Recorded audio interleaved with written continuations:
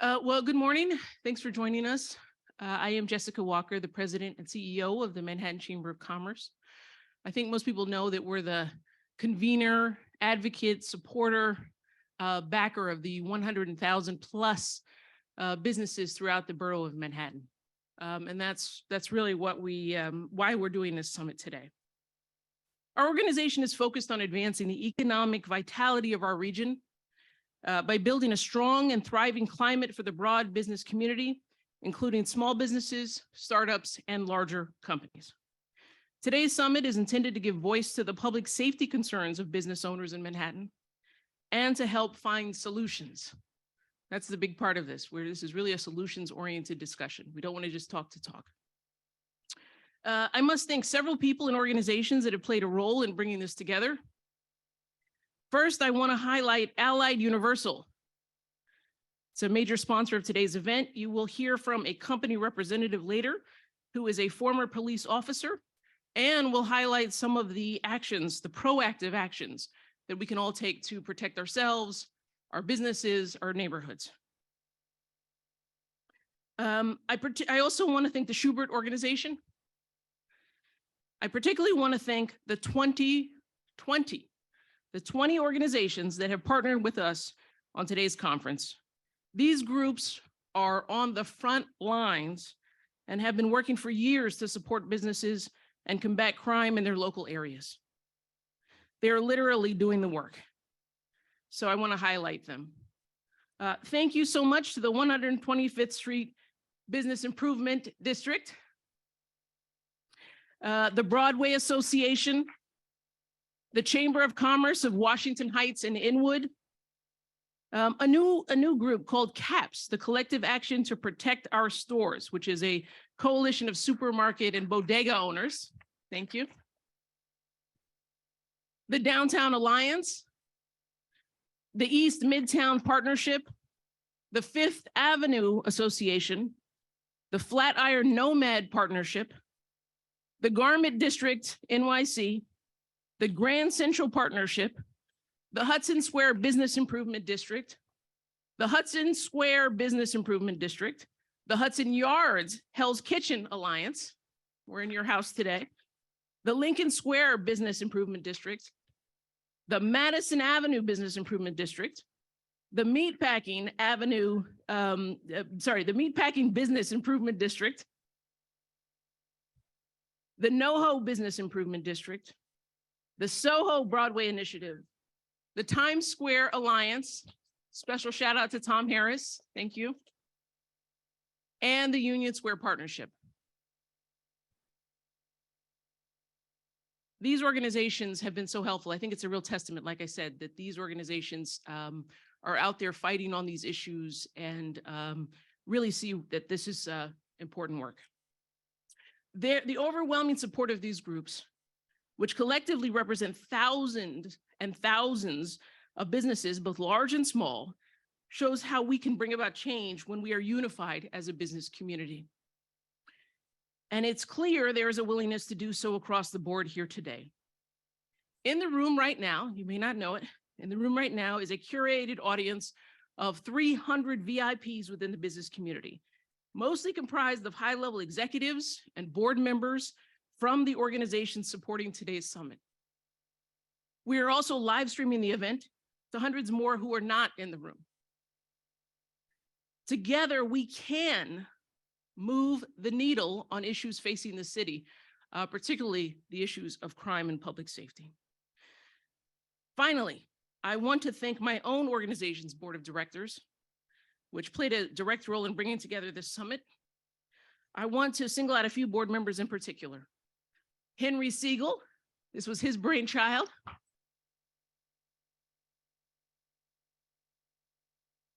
George Lentz, who couldn't be with us today, but I know he's watching on the live stream. Jonathan Bing, who I know is here, former assemblyman. Tom Allen, who everybody knows from City and State. Caroline Kretz from Con Ed. Kai Falkenberg. And finally, my board chairman, who is just a tireless advocate. He is he's running his own business, but you wouldn't know it. I mean, he works so hard on behalf of the chamber and this in so much service to New York City. And so it is my honor and privilege to introduce the board chairman of the chamber, Don Winter.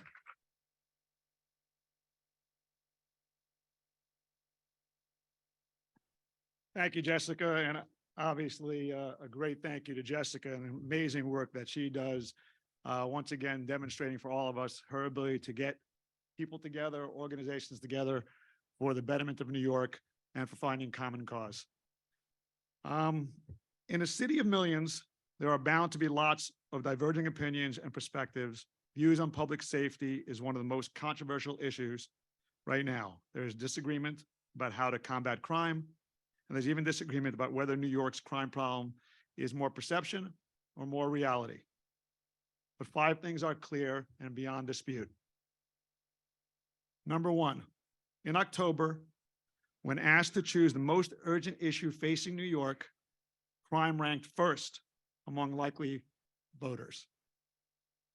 Number 2, in the last year, rates of commercial shoplifting has exploded. This is hurting retail shops that are trying to recover post-pandemic. Number 3, New York City desperately needs workers to return to their office. Our economy depends on it, but we're facing a problem, as workers are telling their employers that they're scared and afraid to come to work. Number 4, Texas and Florida have enjoyed major economic population growth. By contrast, New York State has almost lost 2 million residents since 2010, leading all 50 states in outmigration. Really not something that we want to be champions on.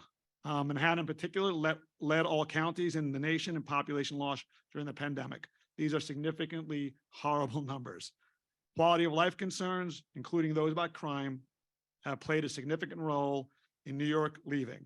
As people depart, they depart with their wallets, and our tax base winds up getting depleted. And finally, number 5, it's also true that perceptions of crime and public safety are infused by the intense media and social media coverage of high-profile incidents.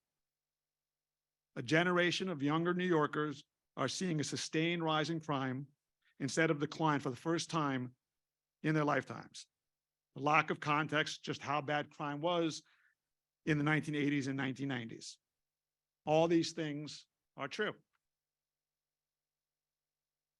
Our objective today is to get everyone on the same page and focus on the same facts, really to determine where we are, without the hyperbole, without the hysteria, but also without putting our heads in the sand and ignoring what's happening on the ground.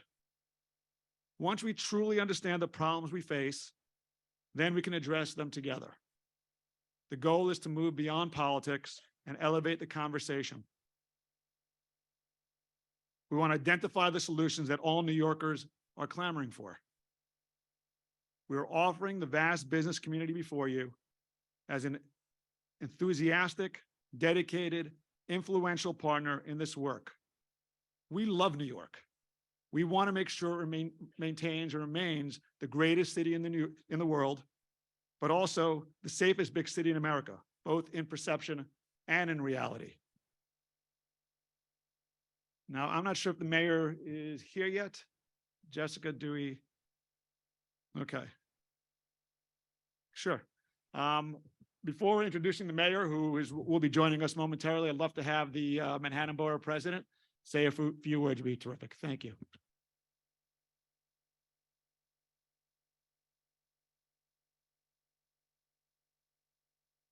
I'm happy to be the warm-up act. I can filibuster all day. You guys are in trouble. Thank you, Don. Thank you to the chamber. Thank you to my great friend, Jessica Walker. Can we give them a huge round of applause for convening this today? Exactly the kind of conversation we have to have without the noise. This is a serious, thoughtful, reflective conversation on solutions. And I'm really grateful to be a part of this. I'm grateful to the BIDs, which have formed the backbone of this meeting today. How many of you are connected to a BID in Manhattan? Amazing. One of the most important roles that we have in my office is serving as a board member on your BID. So we're deeply connected to your work, and I do see the BIDs as essential to the progress of this borough in so many ways, including on our topic today. And because I'm so involved with you, and I speak constantly to small business groups and folks in retail, and et cetera, I'm well aware both that we are making real progress, and I'll say more about that, and that we have continual challenges that we cannot shy away from. We do have more work to do on public safety, and as Don said, on the perception of public safety, and we can't shy away from that. But on the progress, let's take a moment to recognize that that's real. We had 54 million, almost 56 million visitors to New York City last year. That's 85% of pre-pandemic. NYC and company expects we're going to be at 62 million for 2023. That'll get us to 95% of pre-pandemic. It's real progress. And while the numbers Don cited about population loss statewide are real and alarming, the story is different in Manhattan. An analysis that came out in the last 2 weeks showed that we're up in population 3.9% relative to 2018. And if you have tried to rent an apartment in Manhattan in the last few months, you are aware of that. We're seeing rents now averaging $4,000 a month in Manhattan, a median rent of $5,000 a month. And that presents a whole host of other problems because of what it means for working class Manhattanites. But it is consistent with the data that we're seeing about the fact that this is still a place that people want to live. But there is no doubt that the fact that people feel less safe is an impediment to business success, to filling Broadway theaters, to bringing people back to the office, and much more. And that we do have to tackle that. There's no doubt about it. Here again, I think that the BIDs are providing pretty compelling models. I want to shout out Barbara Askins from the 125th Street BID, who has spearheaded a multi-agency task force to work on challenges on kind of the eastern half of 125th Street, which has been one of the most challenging areas of the borough. And the model is to bring together more than half a dozen city agencies. The local precinct, 25th precinct for sure, but also Department of Homeless Services, Department of Health and Mental Hygiene, Parks Department, Sanitation, DOT, DA's office, and more, and have an intensive surge of resources with really deep coordination, regular task force meetings right on 125th Street. And it has yielded significant improvements. It took resources, but I think it shows that when you bring all the right agencies together, you can bring change. So much so that we have now I've joined with my colleagues, including Councilmember Eric Botcher, who's here in the front row, who's amazing, to call for a replication of this multi-agency task force in the Hell's Kitchen Garment District area, because we've seen it work and we're going to see it work elsewhere. There's also no doubt that many of the public safety challenges that we're facing are entangled with the mental health crisis, that we've got to do more to address and support people with serious mental illness for their benefit first and foremost, because that's just a horrible catastrophe for them, but also it's important for the city. And one big challenge there is that prior to the pandemic, Manhattan lost over 400 inpatient psychiatric beds. And during the pandemic, we lost several hundred more that were converted to COVID, which was appropriate, but that have not been converted back. Credit to the governor and the mayor who have called for reversing that, and the governor has announced some additional beds on Randall's Island, but we have a long way to go. To give you one measure of how far we have to go, there's only one public hospital and health and hospital system that has a long-term care unit for psychiatric patients. That's Bellevue. You won't be surprised to hear. They have 19 beds in that unit, 19 beds. That's the only long-term care unit for mental health patients in the entire health and hospital system. And at this point, that's who's taking care of psychiatric patients. Over half of the psychiatric patient care visits are provided by health and hospitals. So we have got to beef up there. And we will. And I'm going to be using my office to support you in all of these fights. We are very concerned about, we're very motivated to invest in public space, which we think indirectly yields benefits for the health and safety of communities, that when you upgrade street infrastructure, you make it more welcoming, you activate public space, you make it safer and more inviting for pedestrians. When you green streets, it does ultimately yield benefits for the topics we're talking about. We are doing this in a huge way in Chinatown, thanks to a $20 million investment from the state. Credit to Governor Hochul for that. We have announced $20 million in projects in Chinatown. My partner in that has been Wellington Chen, who's the co-chair of that initiative. And today we are awaiting word on a similar pool of money for East Harlem. Fingers crossed, we applied for $10 million to do public space upgrades there. So I am here to partner with all of you in this fight as long as it takes to ensure that our communities are healthy, more prosperous, more equitable, and safer for all Manhattanites and New Yorkers. Thank you so, so much. Thank you. Thank you to our borough president. And now we're happy to bring the mayor on, who is somebody we certainly are excited about partnering with. Mr. Mayor, please.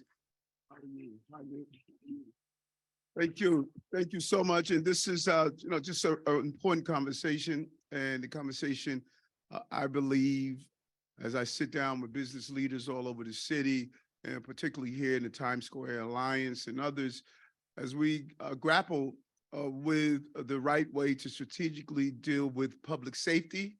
And we can do with a combination in a humane way, but we have to be very clear on our message. We can't have a distorted message. We cannot be disjointed in what we want to accomplish. And I hope that's what I have done as the mayor of this city. As the mayor of the city of New York, we must have that balance. This can't be a city where we allow those who cannot take care of themselves and can't address their basic needs, and we allow them to sleep in our streets. We allow them to sleep in our bank lobbies. We allow them to sleep in our subway system. That is not humane, and that is not acceptable. And during my first 2 months in office, of going into the streets and visiting people who live in camps in cardboard boxes and seeing human waste, drug paraphernalia, schizophrenic, bipolar, unable to just have their basic needs. And we knew that, and we were ignoring that. We knew we had to remove the encampments off our subway systems and put people in care, and thousands of people were allowed to go into care in the process. We know the influx of 40,000 asylum seekers that are coming to New York. And one tried to politicize this issue, but it's coming from Colorado, from Texas, from Florida, coming to our city. We have always been a place where we welcome immigrants of different walks of life. This is, in fact, a city of immigrants, but responsible national policies must put in place as we deal with the important issues that we are facing as a city. And then we have to be very clear. We had a summit at Gracie Mansion and spoke with many of our chain stores. There is nothing acceptable about individuals walking into stores, taking what they want, walking out. And then when they are arrested for the action, for people to stay, we're criminalizing the poor. No, we're not. Organized crime is participating in this action. And those who are in need of care because they have addiction problems, or if they need food to eat, we are partnering with the district attorneys of state. We could address this at the precinct level, have many of our social services organizations come in, interact with these individuals to give them the right care, but we're not going to accept individuals believing that they're not going to follow the basic rules that ensure that this city becomes a place where one wants to do business. That's the same with what you're seeing with the cannabis problem. The NYPD, you may not know, It is not allowed right now to go into a store that is selling illegal cannabis and take action. Because of the way the rules were pushed through Albany, it handcuffs the police officers from doing what they need to do. So we have to work around that. What do? We put in place a task force that included our sheriffs and other city agencies, and we have been going in. And right now we have approximately 1,400 locations that are selling illegal cannabis, and they are causing crime by people going in, robbing these stores because it's a cash-only business. And they are creating some of the upticks that we're seeing in commercial robberies. I give you this landscape because the partnership between the business community and this administration is a very clear one. And the ideas should come from you. Your observations will assist us in pinpointing some of the problems. You saw some of the plans we put in place when we started removing the countless number of the illegal cannabis bans, the cannabis bans that were being on our streets. We're going to continue to address the homeless crisis that we're seeing. We're going to continue to address some of the quality of life crimes. There are days I'm here in the Times Square area and I see ATVs driving up and down our blocks on sidewalks. That's not acceptable in this city. I made a commitment not only when I ran for office, but when I was a police officer. This is a city where those who want to raise healthy children and families should have the right to do so. And businesses should thrive here. I know the days of crossing the George Washington Bridge and seeing, welcome to the Empire State. We built empires in New York. And as long as I'm the mayor, I'm going to create an environment where we can continue to build the empires. And the heart of building empires is right here in this central business district. And I know you hear some of the thoughts that New York is going to come back. New York is back. 3.9 million people on our subway system. The last quarter, you're seeing a decrease in crime. We're getting our hands around the guns that have proliferated our streets, 7,000 guns removed off our street, 4,400 arrests, a 27-year high. People say our cops are feeling that their morale is low. That is just not true. They're putting on that uniform every day and they're executing the role of public protection, and you're going to see the benefit of that. We're in a good place, New York. Don't let anybody let you believe that this city is stagnant. I was here on September 11th when we saw our center of trade collapse. Maybe we acknowledge that those that we lost on that day, but I also know something else. September 12th, we got up. And when we got up and builders built and retailers sold goods and teachers taught, the whole country got up. This is not September 11th, but COVID was terror to many of us. It devastated us. It's impacted our businesses and families. There was a level of uncertainty in 2022, January 1st, when I took office. We didn't know if our children were going to go to school. We didn't know if we were going to continue mandates that stifled businesses.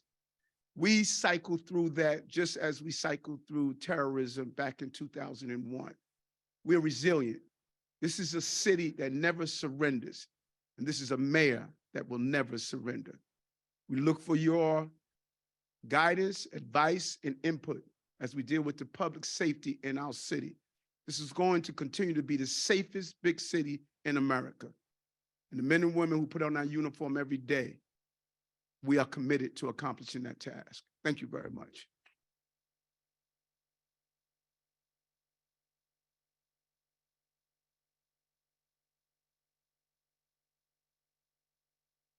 So now part of what we wanted to do today is to really level set. We can't solve a problem if we're not all agreed on where we are, what the facts are. So we wanted to start with two speakers who can just go to the facts of what's happening right now. The first is somebody who's extremely well respected and can really talk about the data about where we are. So his talk is called Perception versus Reality. Please welcome the president of the Citizens Crime Commission of New York City, Richard Aborn.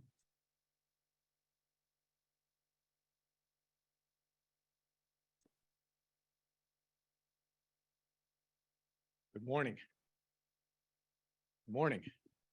There we are. Gonna wake things up here. Following Mark and the mayor is no easy task, but I actually want to talk about Don's talk. I am Richard Aborn. I'm president of the Crime Commission. Thank you for pulling this group together. It is a fantastic gathering. I know I have a sense of the diversity of interests that are represented here, and it's a really important coalition. And I never let a chance to do some effective organizing go by, and I'm going to do that today. This should be about, as you have said, Don, and when this should be about solutions. This shouldn't be just about talk. You should walk out of here today with some idea of what you individually, and I'll give you some thoughts about that, and collectively can do. And there's a lot. Before I dig in here, I do want to thank the Chamber again. This is fantastic. You pulled this together. I do have to give a couple of special shout outs.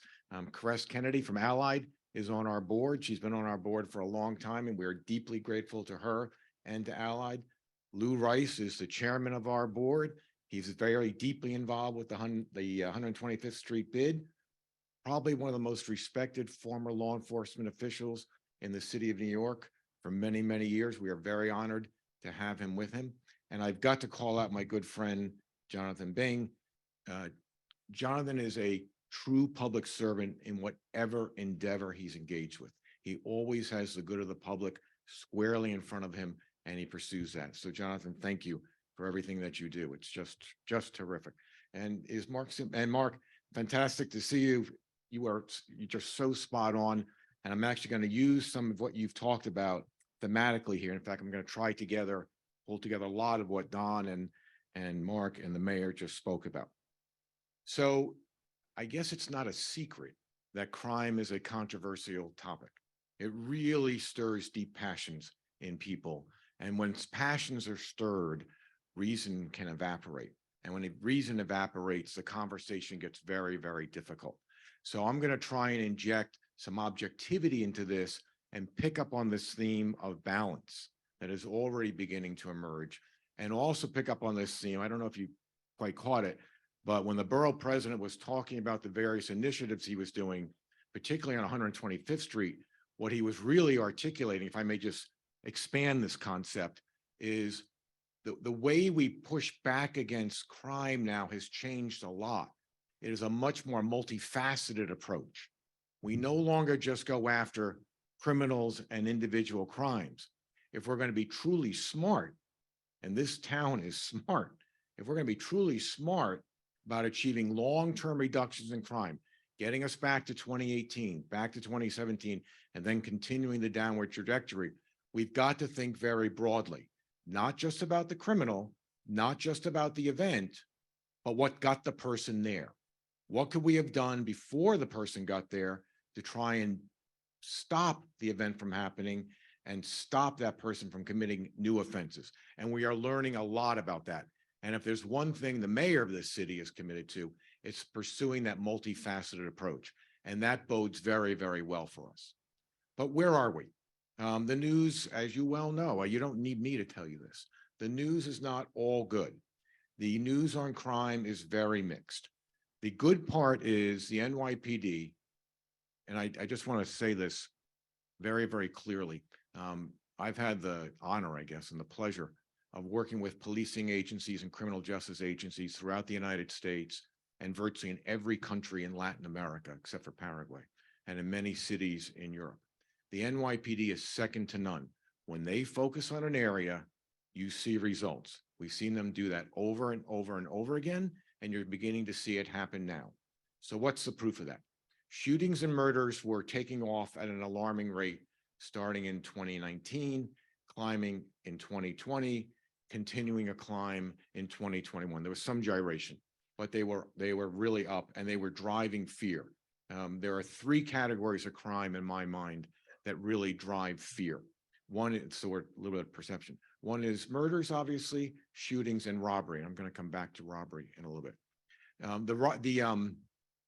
The shooting and murders were being driven by a large series of events, which we can go into at some point, but I probably don't have time today to really explore those, but I'll hit on some of those things. But the big thing that was driving it was the instrumentality, the gun. As you may or may not know, maybe you don't know, there has been a surge in the legal purchase of firearms in the United States during COVID for lots of reasons. A lot of those legally purchased guns, which started out as legal transactions, made their way into the illegal markets and ended up on our streets. And in fact, as the mayor said, the NYPD in 21, in 20, particularly in 22, seized more guns than they'd ever seized before, and we had more gun arrests and more gun prosecutions. You start taking out the guns, which is one of the things we have to do, and you're going to start seeing a decline in the number of shootings and the number of murders. We unfortunately can't do this alone. I helped build and then led the national gun control movement for years. I know from that work that it takes everybody to pitch into that because we need action from Congress. It's going to be very hard for the state of New York and the city of New York to completely stop all the guns from coming in unless we get congressional action. And we are not close to that. We have a long way to go before we get that sort of action.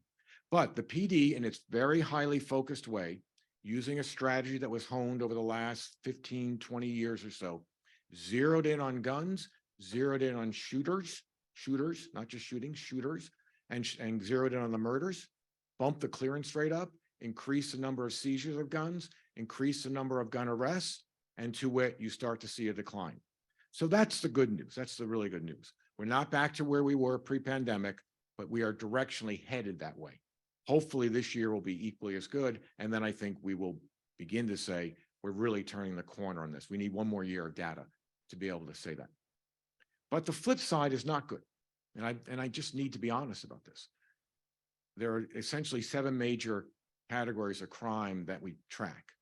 They are FBI categories. And some of those categories are going in the opposite of the decline in shootings and murders.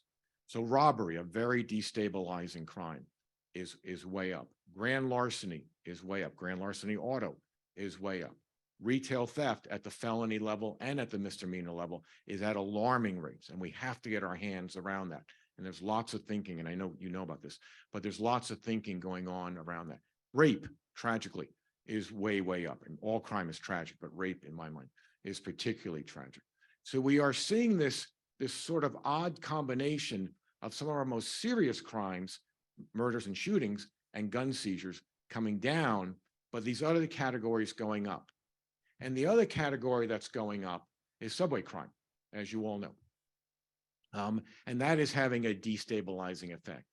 I run a, we have about 100, I also run a law firm. We have about 150 people total. I'm getting a lot of reason. I have offices across the country. I'm getting a lot of resistance trying to bring people back in. They say, we don't want to get on the subways. We don't want to get on the buses. We're afraid of this. We're afraid of that. And I get it. And I'm not going to impose my will on them. I'm trying to work with them to coax them back in. But the fear issue is very, very palpable. And that gets into the perception question. Perception in the area of crime exists in 2 ways. There is the question of how the perception matches the reality, or is the perception exaggerated? But there's another aspect of perception, which the mayor started to talk about, which is this. It's the role of narration in crime, how we talk about crime, how we cover crime, how unified public officials are around the crime issue. And I'll give you some examples of that. So the crime in the subway is particularly problematic for 2 reasons.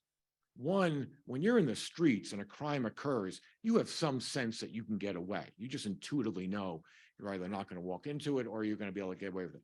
When you're in that steel carriage, when you're in that subway car and something starts to happen, or you think something may happen, it's a very different perception. So 2 things are happening in the subway. One, we're hearing about the increase in murders, the increase in robberies, the increase in larcenies. They're real. And the other thing that's happening, and I want to be very careful and very clear about this, is it is absolutely true for the reasons the borough president talked about. We have no beds anymore for people who have mental health issues. That we're seeing an outsized increase in the number of people who are unhoused in the subway system. And that can be very destabilizing. Here's a little interesting aside. Believe it or not, one of the crimes that can really destabilize a community, listen to this, is graffiti. Remember back in the 70s, 80s, and 90s, how much graffiti there was? When we were working in Rio de Janeiro, there was graffiti everywhere. One of the first things we did was say, and I did the same thing in London, let's start getting rid of some of the graffiti because it sends a message that government is no longer in control. Graffiti is starting to come up a little bit here. It's not back at the levels it was, but we are seeing some of it. But homelessness has that same attribute to it, the sense that government's not in control, that people who might harm us are mixed in a way where they're not receiving help. But let me be crystal clear about this, and the mayor said this better than I will say it. Being homeless is not a crime, and we should never let it become a crime. There are extraordinary measures we can take to help people who are unhoused, but we should never demonize people who are unhoused. And ditto on mental health. People who have mental health or mental illness are sick in the same way that if you get a physical illness, you're sick, they are sick and they need help. And we cannot go down the route of demonizing those people. We have to reach out in the way the city has always done and talk with them and get them into facilities. You fortunately have a very, very skilled speaker on public health, on mental health, speaking right after me. It's a complex issue. I think you're going to find that it's more about getting mental health services out to the street rather than people who have mental health issues into hospitals. We just don't have the beds, but I'm going to let him explore that topic. So here we have this odd combination where the perception of crime, to be honest, to be very honest about this, and I try and be straight about these things, is not that different than the reality of crime. Crime has gone up. Where it is different, and you'll hear this comparison, is that we are far lower than we were in the mid-90s. I was in the government in the mid-90s. We're far lower than we were then. But frankly, I have never been persuaded that we should compare ourselves to our worst times. I think we should compare ourselves to our best times. And that should be the way we push ourselves. That should be our North Star. How do we make what was good better? So how did we get here? How did we get here? If I had 3 hours, I could postulate about this. And I employ the word postulate because I think the truth is anyone who tells you they know exactly why crime is going up does not know why crime is going up. Crime is an incredibly complex sociological phenomenon. It is concentrated in many of the poorest parts of our city, and that's a correlation. That's a correlation.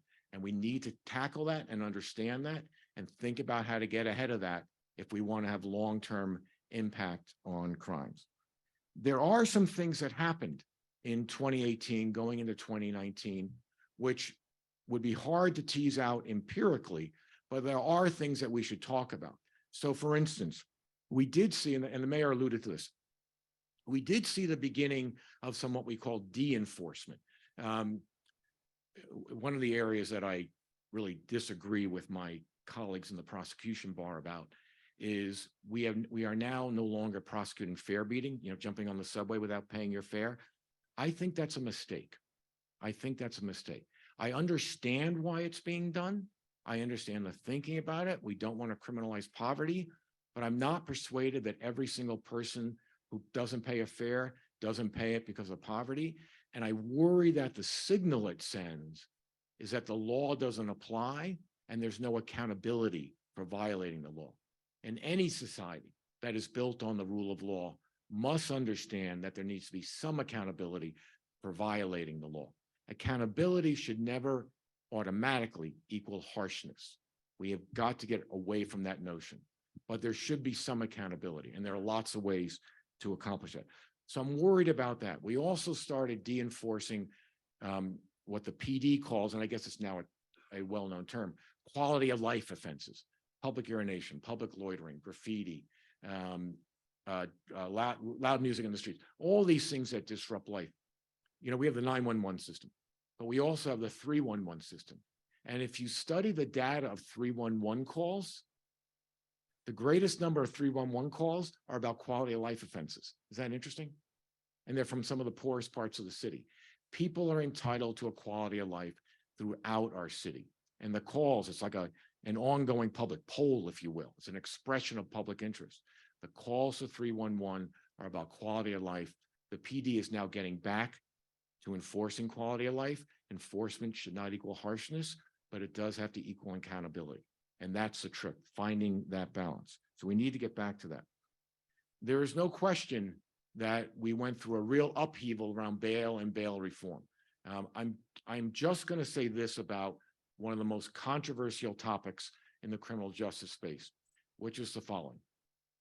I have been hesitant, despite being asked a lot, to condemn the bail reforms. I have refused to do that. And I've refused to do it because the reality is I was a DA here for a long time. The reality is the bail system was coming down hard on young men of color in a way that was unfair, that was exaggerated, that was disproportionate, and I think probably illegal in some ways, although we never got to that stage. You all know the Cleve Bauer story, a young man accused falsely of stealing a backpack, who spent 3 years in prison, 2 years longer than the maximum sentence, and ultimately ended up killing himself. And I forget exactly what the bail was. Was it $2,500? It was something like $2,500. He had to put up $250, 10%. He couldn't do it. That's crazy. That's crazy. We also need to understand that even short-term stays in jail can be detrimental to a person's development. So we need to be really smart about how we use bail. Here is one area, actually, sorry, here are two areas where I think we should reform the bail statute. You have to understand that if you look at the data very, very closely, the number of people committing new offenses who have been arrested but are now back on the streets is overwhelmingly not that different than bail reform. If it's different, it's microscopically different. And trust me, it's not driving a 30% rise in crime. There's no way. But there is a subcategory. We call it the 2+2. People who are arrested that have 2 outstanding crimes when they're arrested. They're already wanted on 2 other cases and have 2 prior convictions within the two previous years. It's 2+2+2. That group disproportionately does commit new crimes and very often violent felonies when they're released for now the 3rd time. That's an area we could very surgically zero in and fix that and give the courts discretion to use bail for those people, even if they did not fit into some other category. So that is the one area where bail reform, additional reforms are needed. The other areas, and this is a bit inside baseball, but there is this concept or this procedure in the criminal justice law, which is called discovery. Not unlike in the civil litigation arena, there are differences, but the notion is the same. In the criminal area, the defense has a right to understand the evidence against him or her. It comes out of the 6th Amendment. Crucial right. There absolutely should be discovery. But the discovery law, as rewritten, requires the PD and prosecutors to turn evidence over so quickly that, I'm using this in a loose way, half the time, it's not half the time, but some proportion of the time, they simply can't make it, and good cases don't get prosecuted. There's no need for that. We can comply with our 6th Amendment requirements to inform the defense about the evidence being held against them and turn over the documents, but do it in a way that's timely, that gives the prosecution the chance to fulfill its duties without having a case dismissed. I am a firm believer in defendant rights, but I'm also a firm believer in victim rights. The victim has to be protected here as well. So that's an area. There are 2 areas of bail reform where we really could do some real good. So let me try and bring this to a close by talking about not just how we got here as briefly as I did it. And I haven't, for the obvious reasons, mentioned COVID and the terrible George Floyd incident, which were drivers. But the exact impact there, we are still trying to tease out. So I don't want to get too deeply into that. That's a whole talk in itself. I think we have to really focus on robberies now. We're getting our hands around shootings and murders, but we have to have that same laser-like focus on robberies. And I say that because robberies are very often what we call a stranger event, meaning people who don't know their perpetrator get assaulted, get robbed by the perpetrator. That's a very frightening event, and that notion of robbery tends to frighten populations. We have to we must get around the robbery issue. But I think we also have to understand what I began to say in the beginning, that we have to have a common narration around crime. We can't have City Hall fighting the courts fighting the PD fighting the legislature. I don't know, but I'll bet some of you in the ad agency, you know how much words matter. You know how you create brands. You know how you create narrations. The narration coming from the government needs to be unified, and it needs to be, in my mind, this, and it's simple. If you commit a nonviolent offense, you are going to be arrested, but we are going to try and do what we can to not only hold you accountable in whatever way is appropriate, not harshness, but we're going to try and do what we can to make sure that it doesn't happen again. But if you commit a violent offense, you go out there and you harm people, you rape, you rob, you shoot, you stab, we're going to use the law to do what we have to do. And I'm sorry, there are some people where prison is the only alternative. We don't know something better right now. But we need to be sharp about that and say it's unified. That we can do. And then the other thing, and I'll conclude with this, is to ask ourselves individually, what can we do? And you in this room have a surprisingly strong role to play in the fight against crime. And it's this. Not only should you come together around an agenda and push for that agenda, which I wholly support, but you also have a power that almost no other community has in this city, which is this. One of the things driving crime is youth unemployment. We desperately need to get young people up to 25 into jobs. There are lots of really good job programs out there. We have one where we help people who live in very challenged neighborhoods get into jobs. You want the best crime prevention tool in the city? Give people a good job. That's what it'll do. So let me leave you with that. Let's keep our balance. Let's normalize things. Let's understand where we're going, and let's do so in a concerted way. Thank you very much.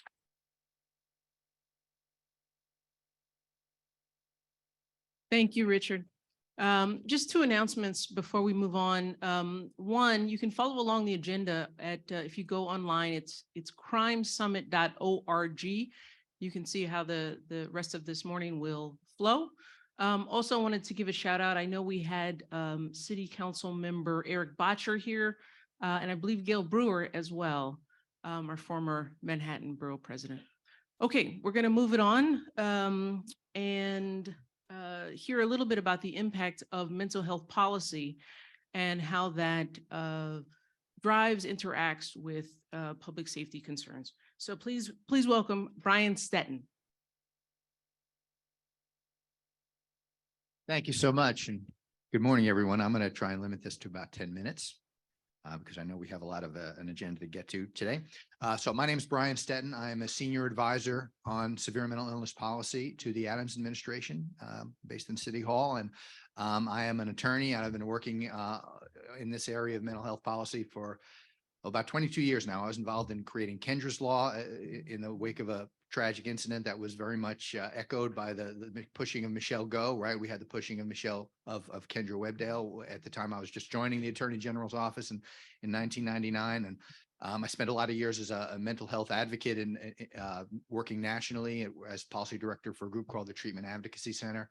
And I'm very honored to be back here in New York City now. In the wake of the Michelle Go pushing, I wrote something for the Daily News that led to some conversations with the mayor, and landed me right back where I started in trying to get a handle on some of these real intractable and frustrating issues in terms of dealing with people with the most severe mental illness and the challenges we face in helping them get treatment and live lives of their own choosing rather than to be in such desperate situations in the streets and the subways. So, to talk about this issue in the context of, right, the crime problem, right, the state of crime in New York City, I have to say makes me a little bit uncomfortable because as a mental health advocate, as I've been for a long time, my instinct is always to help people disassociate mental illness with crime, right? The last thing any of us want to do is perpetuate stigma and have people associate the most severe mental illness diagnoses with the idea that people are going to be committing criminal acts, because in most cases, that's actually not what mental illness leads to. And so in the wake of a shocking incidents such as the pushing of Michelle Go, you will often see mental health advocates quoted in newspaper stories reminding the public appropriately that people with mental illness generally are not more likely to commit criminal acts than other individuals. And you'll also frequently see it cited that people with mental illness are far more likely to be victims of crime rather than perpetrators. Those are absolute truths and bear repeating. But there's also a reality sort of lurking behind the surface. As with most things in life, the reality is nuanced here. And I do think there is another part of the story that we ignore at our peril. Because when we talk about mental illness in general, that's a vast category of the population. That's 1 in 5 of us. It's undoubtedly some people in this room who struggle with things like depression and anxiety or obsessive compulsive disorder, the kinds of conditions that one would never expect would be associated with committing violent acts. But even if you drill down on the small subset of people with mental illness who have the most severe forms of it, right? Illnesses that lead to psychosis, schizoaffective disorder, schizophrenia, about half of the time people with bipolar disorder. Even then, the vast majority of people with those illnesses are not any more likely to commit criminal acts than the rest of us, because they are receiving treatment. Most people are receiving treatment for those conditions on a given day. And we have study after study that tells us that treatment removes any association of mental illness with criminality. But when we drill to that subset of a subset, right, the folks with the most severe illnesses who are in a condition of psychosis, who are untreated, there is no study and no advocate who can tell you that that in itself is not a risk factor for violence and crime, because in fact it is. This is a condition that elevates the likelihood that someone is going to commit a criminal act. Now, we're not talking about a large number of people. So in terms of the statistics, we've talked a lot today about the crime rate, right? And the various categories of crime that have gone up or down and how we're trying to push them all down. This is not the area to focus on if you want to have a major impact there. But when we look at this small number of people, we also have to acknowledge that many of the criminal acts that are committed as a result of untreated severe mental illness are some of the most high profile and some of the scariest, because they tend to be the most irrational. And so to my mind, the thing that leads most to stigma against people with mental illness is the fact that we periodically open our papers and read about some horrible incident that took place because somebody wasn't receiving treatment for that mental illness. So I really feel as an advocate, the best thing that I can be involved in is helping to make sure that we connect people who are cast adrift with treatment. And on November 29th, the mayor announced an initiative which has received lots of attention. I'm sure many of you have seen the press accounts of it, a lot of which really distorted what the plan is about and what we are trying to accomplish. And the mayor touched on it a little bit briefly. I would like to go into it with you in a little more depth with you today. This is about acknowledging that the law allows us to help people who, as a result of their untreated severe mental illness, are not meeting their basic human needs of food, clothing, shelter, and medical care. This has been portrayed as something that's going to lead to sweeps of the streets, as if we're trying to aggressively find as many of the homeless people who are causing maybe quality of life concerns and use mental illness as a hook to kind of get them into hospitals and off the streets. Absolutely nothing that the mayor announced on November 29th could actually lead to that interpretation of it, nor is it about making police the frontline personnel in dealing with this issue. There are two ways generally that people in mental health crisis are removed from a street situation or a subway situation and brought to a hospital for evaluation. One is it's done by a police officer under 941 of the mental hygiene law. Another possibility is that we use Section 958 of the mental hygiene law to bring someone in from a clinical determination that's made by a mobile crisis clinician. We want to do as many 958s and as few 941s as possible. We all understand that it's really unfair to put police in this situation. There is a necessary element of police work here because there is sometimes a need to have somebody involuntarily placed in an ambulance to be transported to a hospital. That's not something you're going to want a nurse involved in or a psychologist. But to the greatest extent possible, we want clinicians having those engagements and those interactions, and our plan is really focused on that.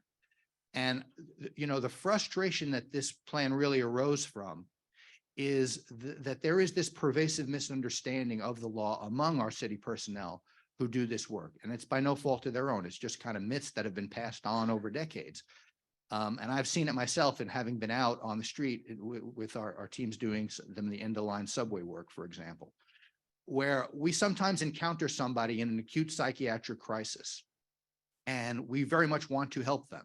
And of course, we try and exhaust all possibilities when we think someone really needs to be transported to a hospital for an evaluation by a physician to determine whether they would benefit from being hospitalized. We want that to happen on a voluntary, non-confrontational basis, if at all possible. And so we make significant, serious efforts to persuade that person to come along.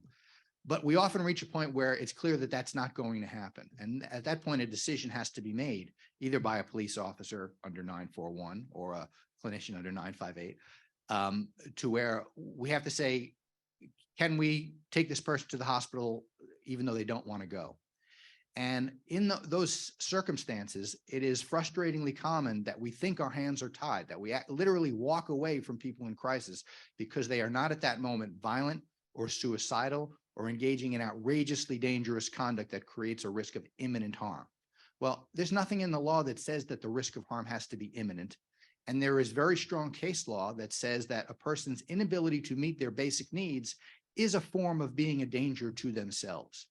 And so the mayor's plan and the efforts that we've undertaken to this point are really focused on getting that message out there through a directive we've issued, through training where we're going to present vignettes to police officers and mobile crisis clinicians that describe situations where a person isn't meeting their basic needs, to help it become clearer that this is an opportunity where we have to help somebody. Now, I know there's been a lot of concern raised about whether we have the resources. We actually don't believe this is going to lead to a huge influx of new people coming into hospitals. The reality is, if you leave somebody in crisis on the street, you are going to be seeing them in the hospital at some point soon, no matter what, right? Because they're going to decompensate, they're going to get worse, they're going to engage in behaviors that everybody recognizes makes them a danger to themselves or others, or more tragically, they're going to get arrested and they're going to wind up in our forensic system, and we'll handle it there. That is not at all to minimize the fact that we have serious resource deficits and problems we have to solve. I just think it's been overstated how much this plan is going to contribute to that, because it's really about treating the same folks earlier at a point where actually we can do more for them. And I think I've reached the end of my time, so I'm going to wrap up there. And thank you so much for your concern for this important issue, and look forward to having more conversations with you. Thank you.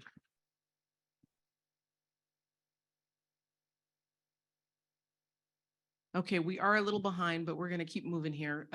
What's left are two very important panels. And actually, I'm going to ask that the panelists for the first panel start to make their way up here. So the first panel is going to be folks representing the business community to talk about what they're seeing on the ground and what they're experiencing. I think it's really important that we give voice to what they're experiencing. And the second panel after that is going to be some high-level policymakers in a position to actually move the needle. And the goal there is to really try to elevate the conversation and try to find some common ground today on issues that we can really get behind, that all of us can get behind, try to move beyond politics. So I will let Wendell Jameson here, former Metro editor from the New York Times, will be our moderator for this panel, and I will let him take the lead. Thank you.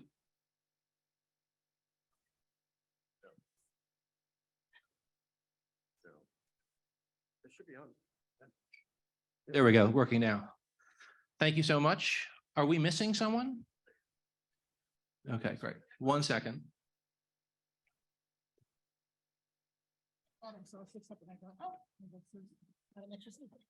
So full house.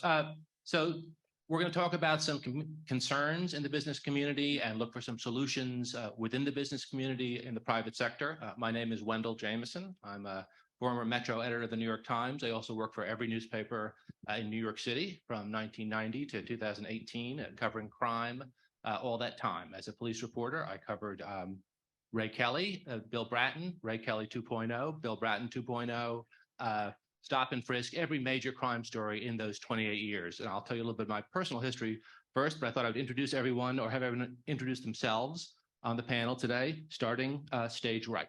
Mo Issa, Brooklyn Fair. And tell us a little bit about yourself and what you do in your organization. I am the owner of 3 locations of supermarkets in New York City, plus a restaurant in New York City. And where are you from originally? I was raised in Brooklyn. I was born in Israel. I moved Okay. to Brooklyn when I was about 13. Great. Next. Good morning. Darren Hamilton. I'm a regional vice president for Allied Universal Security. Inactive Marine, 20 years in the New York City Police Department. I retired as 2nd grade detective and joined Allied Universal in 2007. My personal portfolio, we operated Allied Universal and also the FGC security brand. My personal portfolio consists of mainly New York City contracts under the Department of City Administrative Services. We're in locations, we're servicing all of the homeless shelters, New York City Housing Authority, with fire and life safety, human resource Just administration. tell us, what does Ally do exactly? What is your your business and what do you supply to companies So, or public institutions? Yes, so we primarily unarmed and armed security officers, but we also are a very comprehensive company. We offer technology services, fire and life services. We recently acquired MSA. Now we have canine detection services. I think we are probably the most comprehensive, all-inclusive company.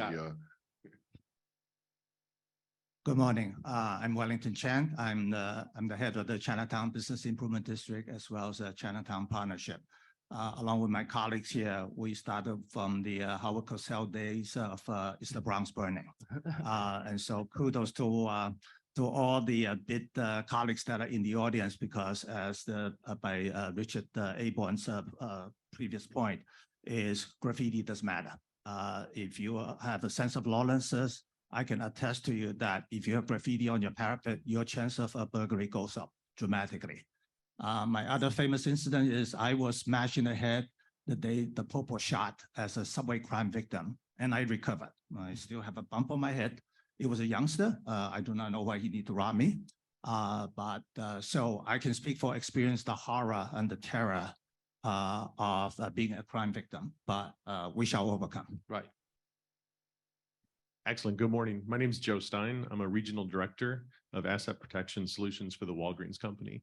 I support the greater metropolitan New York area. So that comprises of about 400 stores throughout the 5 boroughs, Long Island, up into the Hudson Valley, and then Jersey, kind of on the metropolitan side. I've been in New York City for about 8 years. I'm a resident. I've raised my children here. They're all products of the New York City public school system. One still currently in, one in college. Originally from St. Louis, Missouri, moved to Memphis, Tennessee with the Walgreens Company, and then here 8 years ago. Got it. Good morning. My name is Deborah Koenigsberger, and I am the owner of 2 retail establishments in New York. I opened my French boutique Noir Blanc in 1989, some 34 years in that in the Flatiron area. And I also own a thrift store called the Thrifty Hog, because my charity, Hearts of Gold, supports homeless moms and kids in shelters. So we run programs and we adopt shelters that houses population and help them. I am originally from Jamaica. I grew up in the Bronx. I moved to Manhattan in college and I never left. So I lived the whole Manhattan life and have a lot of experience around what's been going on. I'm also on the board of the Manhattan Chamber of Commerce and on the board of the Flatiron NoMad BID. And a real early adapter, running a boutique in the Flatiron in 1989. You must have been the first there. I was born in New York Hospital in 1966 and moved to Brooklyn in 1970 to Park Slope, which is quite different than the Park Slope of today. I was mugged 3 times growing up, once at gunpoint. Our house was broken into repeatedly, and just 2 years ago, my beloved 2010 Mazda Miata was stolen from outside my house and totaled a few blocks away a few days later. In the interim, it seems to have gone through every single bridge and tunnel in the metropolitan region if you follow the Easy Pass. And if you ask me, did I leave my keys in the trunk, I would say no comment. But I have to say, I didn't know the bad guys could drive stick. And the reason I mention this is, growing up in New York, we tend to be crime victims, whether small or big. Wellington mentioned he was a crime victim, and I was going to start this conversation by just asking everyone if they've been a victim of a crime and what that was. And Wellington, you mentioned that terrible thing that happened to you. How did you feel in the days after that occurred to you? In that I was lucky that I was not a senior lady because I waited for 45 minutes before the ambulance came. I was dripping with blood. And so it was a total trauma, a shock.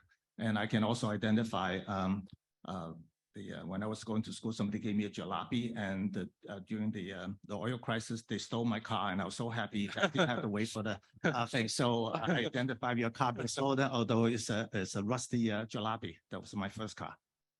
Anyone else? Tell us your stories of crimes you may have experienced growing up or more recently. How much time do you have? Unfortunately, we have less time than I thought because of those who preceded us, but maybe the top 5? Gunpoint, Sure. got shot. Okay. So crime, it's a really major issue here, and it's underreported. Now I'm going to focus now on the shoplifting. Because now I own supermarkets, we have shoplifting a lot. Shoplifting is not a hard crime, but it can become crime, like a hard crime, very quickly.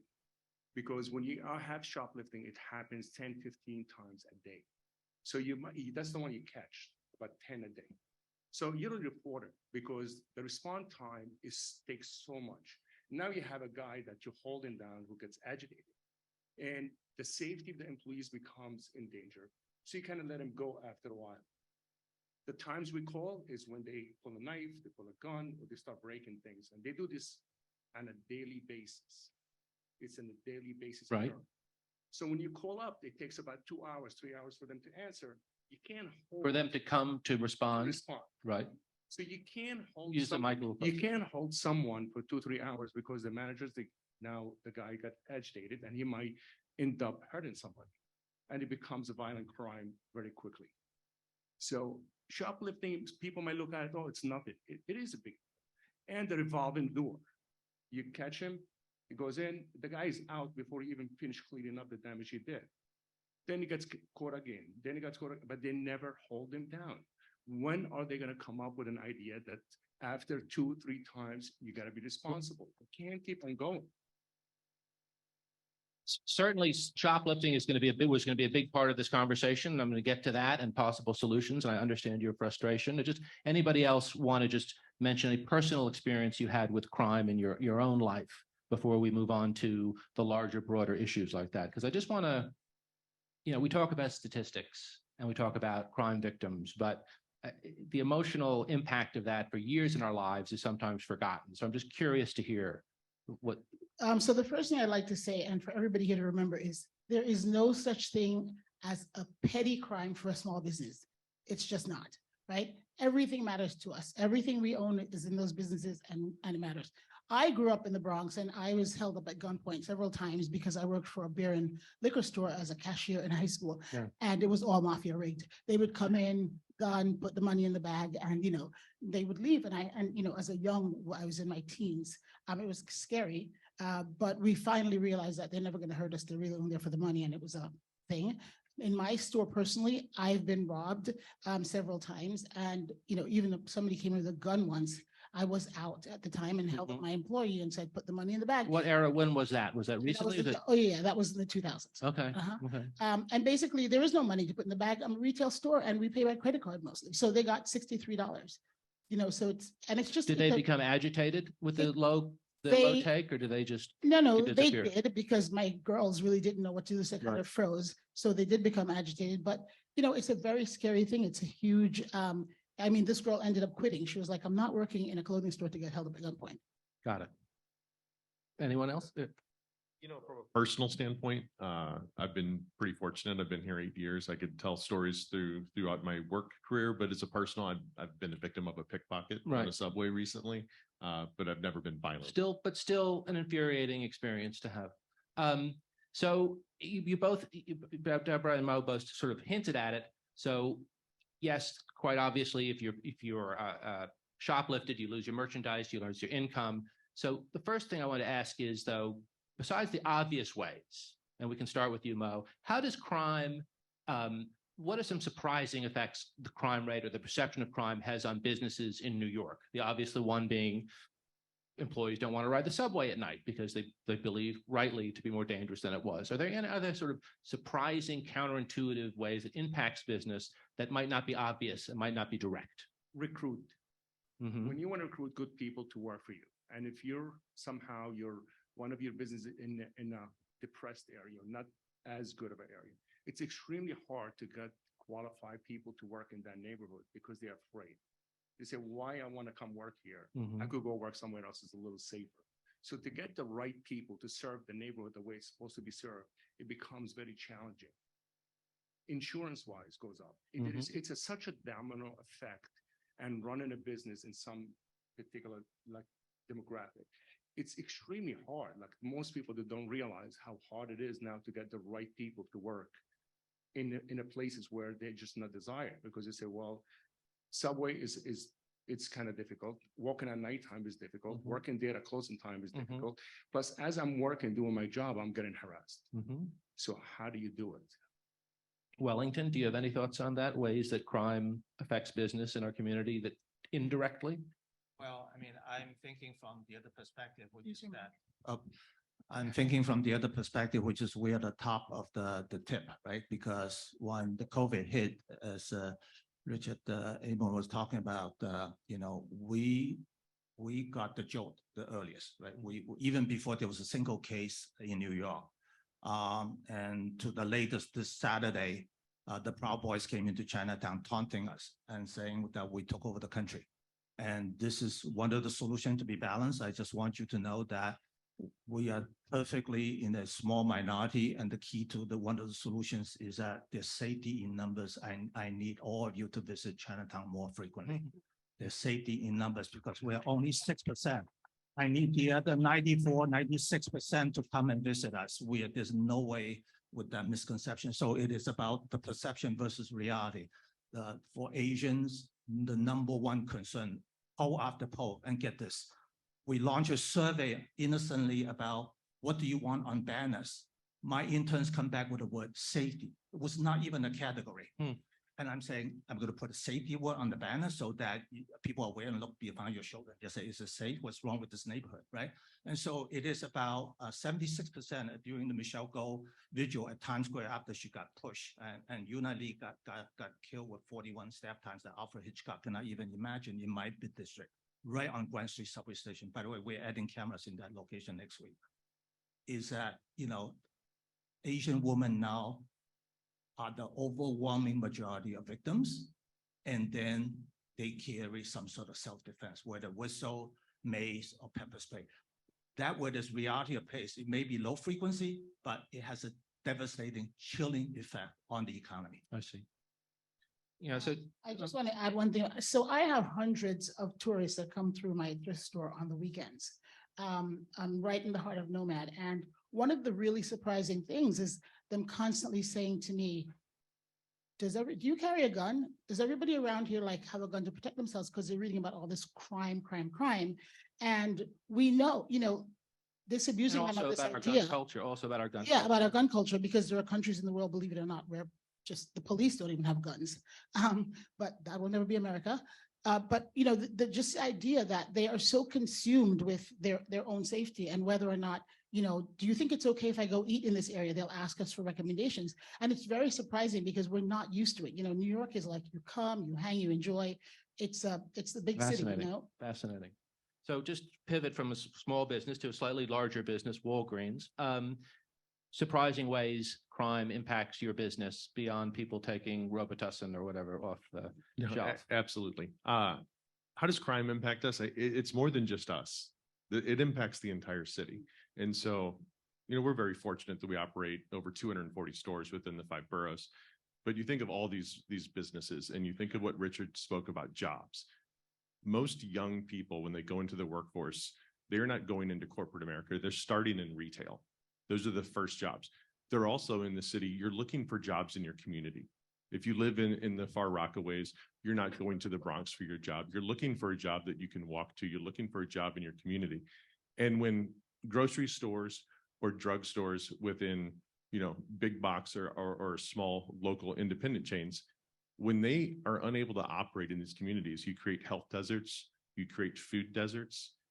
This is not a community or a city where most people drive.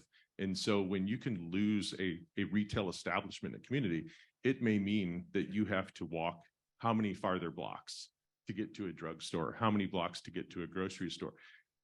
It also, when these stores close, you create blight. When there are no businesses on these streets, what happens to the real estate value? Do the taxes go down? In every one of my peers and retailers, I don't know anyone who supports, we want to incarcerate everyone. Everyone supports social programs, but these social programs require tax dollars. They require jobs. They require sales tax. They require real estate tax. And so we have to work in partnership with the city, with the government, to say how we're both successful. And we really need to address, many people said this, it's the recidivist problem. On this next panel, I think they're going to be able to speak much more factually. Some of the stuff I'll say is paraphrased, but prior Chief Corey, during a Comstat meeting in August, he spoke of 40 individuals in the 19th precinct. And these 40 individuals were arrested 400 times this year, just in the 19th precinct. And citywide, those individuals were arrested 1,000 times. This is not about any retailer I know who says first offense, second offense, third offense. We're talking about a very small number of New Yorkers that we need to find a solution for. And what we're going to get to solutions in a minute. I obviously want to think about what your employees can do about these bad actors who are known to everyone. And I just want to ask a little bit talking about private security as a possibility. Now, you handle, as you mentioned, mostly public buildings and not necessarily retail. But can you talk a little bit about what businesses hiring their own security, what good that can do? Is it have a chilling effect? Does it work? Well, absolutely. Thank you. Absolutely. But I'd like to back up to one of your earlier questions. Okay, good. I could never relate. I was in the police academy at 21 years old. So at 21 years old, I was already an armed law enforcement officer. But I can tell you, as a teenager growing up in South Jamaica, Queens, in the middle of the crack epidemic, I was a crime victim multiple times. You would get robbed very frequently. It makes you feel very angry, very powerless. Right, powerless, especially, yeah. And commissions like this is where it begins. There's concern, and to his response, things like hiring people from your own community, from your own neighborhood. That is how you get people, to work at these locations. It was mentioned earlier that the best way to stop crime is to have jobs. But yes, private security. And that's why I'm glad, after leaving the police department, that I'm with the organization that is still working in partnership with the city to protect. Having a private security partner, security at this point is no longer just a watch guard in a warehouse or a single security officer in a lobby. It's a comprehensive, all-inclusive sort of thing that has to go on. There's security officers, there's technology, there's deterrence, there's cameras, and most important, things like this, business owners, residents, communicating with each other. You have to partner up. You have to partner up with your security provider. You have to partner up with your local police departments. You have to talk about these things in the open like it's being done now, share ideas, point out trends, and be proactive. And I believe the right security firm helps the clients and the business owners steer towards that direction with tools and resources at our disposal. Joe, what's Walgreens' experience been with hiring private security? So in full disclosure, we use Allied. And both, so- and we've discussed this both in New York City and then in your branches, I guess, absolutely. pharmacies around the rest of the country. Absolutely. And so we utilize, just like all of our peers, we utilize a mix. And so we utilize a mix of off-duty law enforcement officers to unarmed uniformed security guards. You really just have to look at the situation. You have to look at the events that are occurring in the store. The unarmed security guard, I get this question a lot where people say, I see people come in your store, they load up a bag and the security guard does nothing. And in today's climate, with what has happened with edged weapons, with assaults of retail workers, everyone's primary goal is safety. What I cannot tolerate is an employee or a customer who is injured because a situation is escalated. So the guard is there to de-escalate the situation, ensure that everyone is safe. And so we don't want them to act until a customer or an employee is at risk. They're not there to protect the product. And that's a difficult thing to say, right? But I cannot have someone in a hospital or lose their life over toothpaste. We can't accept it. And so they're there for that. The law enforcement officers that are in there, they have different powers, right? And so if you're hiring NYPD, they can act, right? When they witness a crime. Does the guard still have like if someone will say, well, maybe I'll go to another pharmacy if they see a guard, it just their presence keeps them away, or are they aware of this sense that you don't want them there to protect toothpaste and they can still get away with it?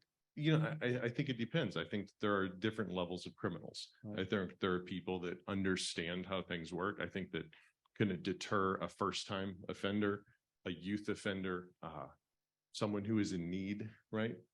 That might be something that can deter. But when you have 5 people coming in your store who are there on a mission, who are there, they're not going to. And even if the guard acted, many situations it's 5-on-1, 6-on-1. It's Right. not a situation that I would feel comfortable asking any of you, even if you signed up for the job, to say, here's what I want you to do. I want you to take on these 5 people. It's just not the responsible thing to do. Mo, I figure that this is not the type of thing that's cost effective for your Actually, businesses. I tried it. So what I've been trying now, and I filed for it, paid detail police officer. It seems that one, I think that's going to work the best for me, but it's a process that I've been trying to reach the guy for like 7 months. Finally, I got him on Monday. I filled out the application Monday afternoon, send it. You got to go through a background check. And if they got to prove it, I think that's going to be the most effective way for me, because I tried the security. And like he said, there is 5 or 6, 7 kids. Most shoplifters, a lot of them right now are like kids, like 15, 16, and they go in 6, 7 at a time. They run all over the place. One is knocking one product, the other guy is stealing. So it's very hard to control. So going with a paid detail officer, have him stand on the front because he comes in with full uniform with his gun, and that might help. Hopefully they'll approve it and comes into tuition because I need it badly in a couple of locations. I think that's going to work. I'm going to try that because we have cameras. We tried many things, and it's becoming a lot more difficult. I think crime is not a perception. It is actually way underreported because I know in my case, we report maybe 1 out of 60 because that's when it becomes violent. That's when we call the police. Otherwise, We've talked about you can't wait. So there's figure like if I'm catching 60, there's 120 got away.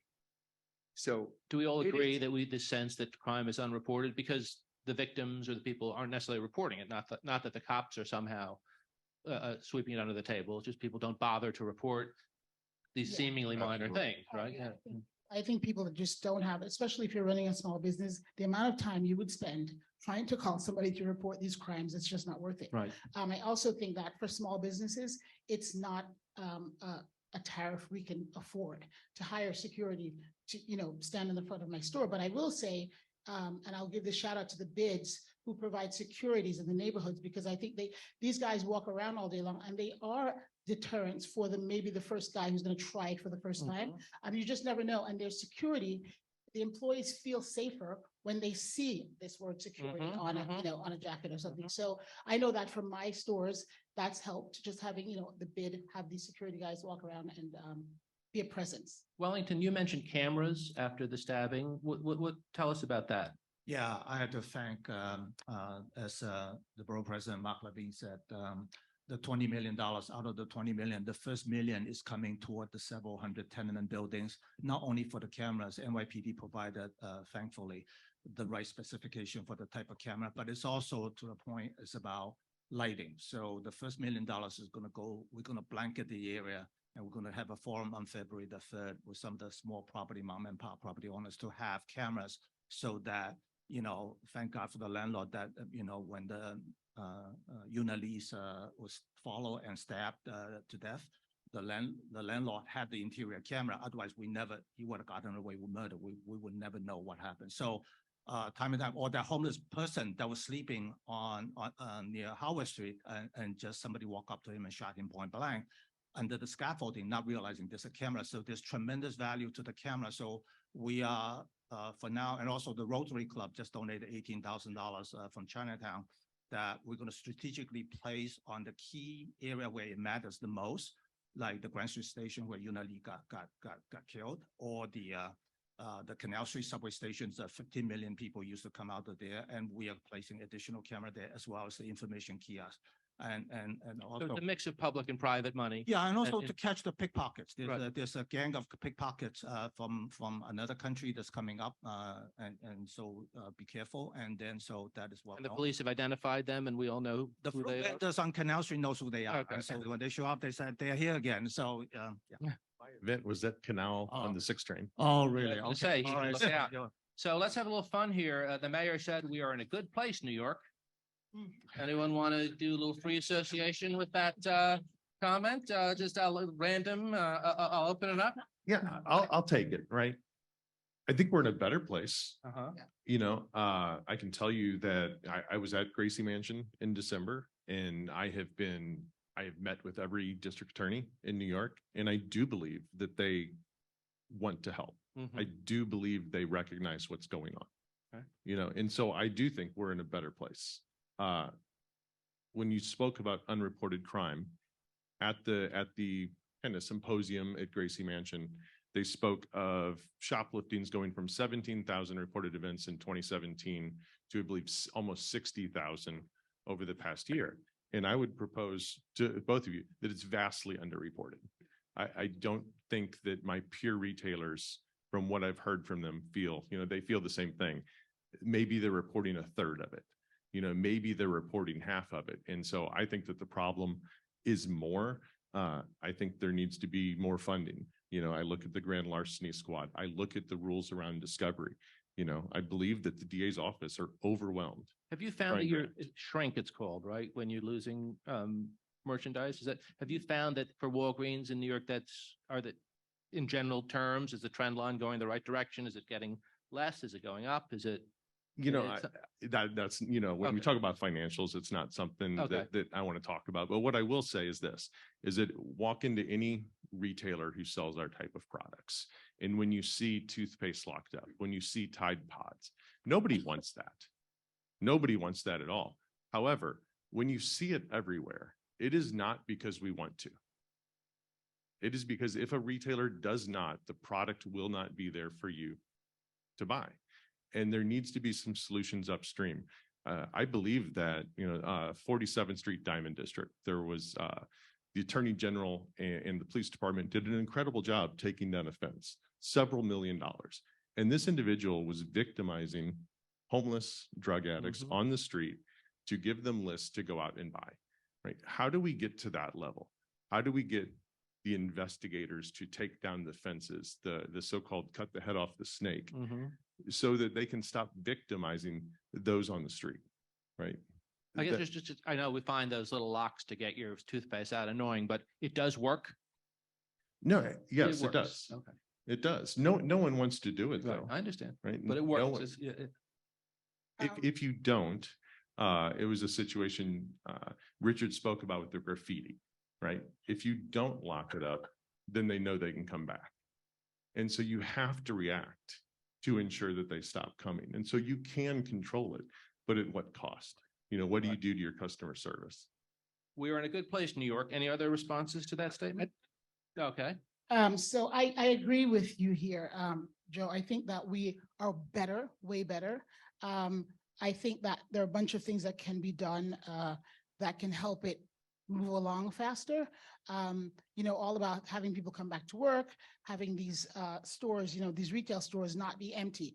Mandating that for scaffolding, when they put it up, landlords be required to put up proper lighting, because a lot of them cheap out and they don't. And then they create the perfect scenario for crimes. And I know I've lived under scaffolding for 7 years because of a church that burnt out next to my business. And the things that go on under the scaffolding is crazy because the lighting wasn't good. And they all come to my side of the street as opposed to the other side where there's scaffolding and major light. So there are things that, they seem small, but I tell you, they affect your everyday business and they matter. And I think that one of the things I want to address about the Walgreens, about closing of these stores, what we don't realize in these communities is that, a store like a Walgreens or CVS that's open 24/7 is a safe zone. You used to feel like, okay, if you're out and, whatever, you can step into one of these places and feel safe. And when they close, they blight the neighborhoods, right? And you don't have that sense of, even for my kids, I have 2 boys that I raised in the city, and just knowing, I would say, step into one of those places if you feel threatened or whatever. That's no longer the case. It's just kind of like, it's a free for all. So many of the things just mentioned is what I was referring to earlier about comprehensive programs and having the right security providers and partnerships, things like the lighting in different areas, cameras, etc.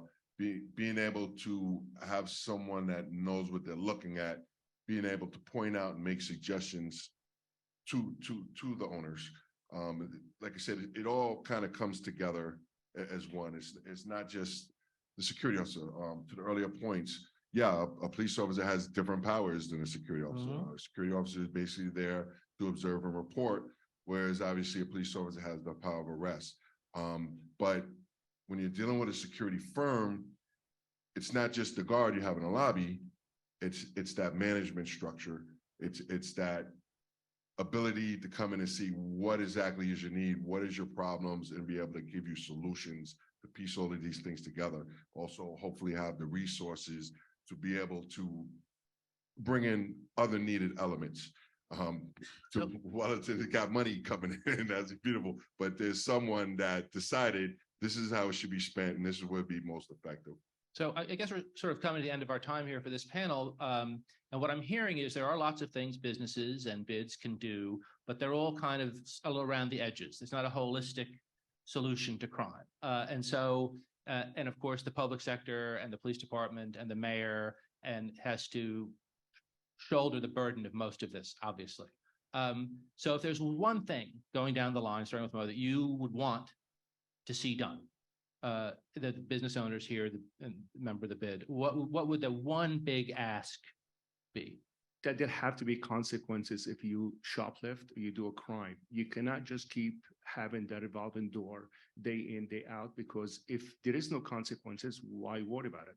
So I'm going to go rob you today and I'm going to go into the system. I'll be out in about 3 hours, 4 hours, and I'll do the same thing. And I'll just keep on going back and forth. There is no, you see, when it comes to shoplifting, what the police officer does, what he stole from you, he rings it up, right? He takes the receipt. So let's go say about $40. He goes in front of the judge, $40, just like it's basically, it gets shrugged and moved. But I go through it 10, 15 times, $40, $50 each one. How, they're not paying for it.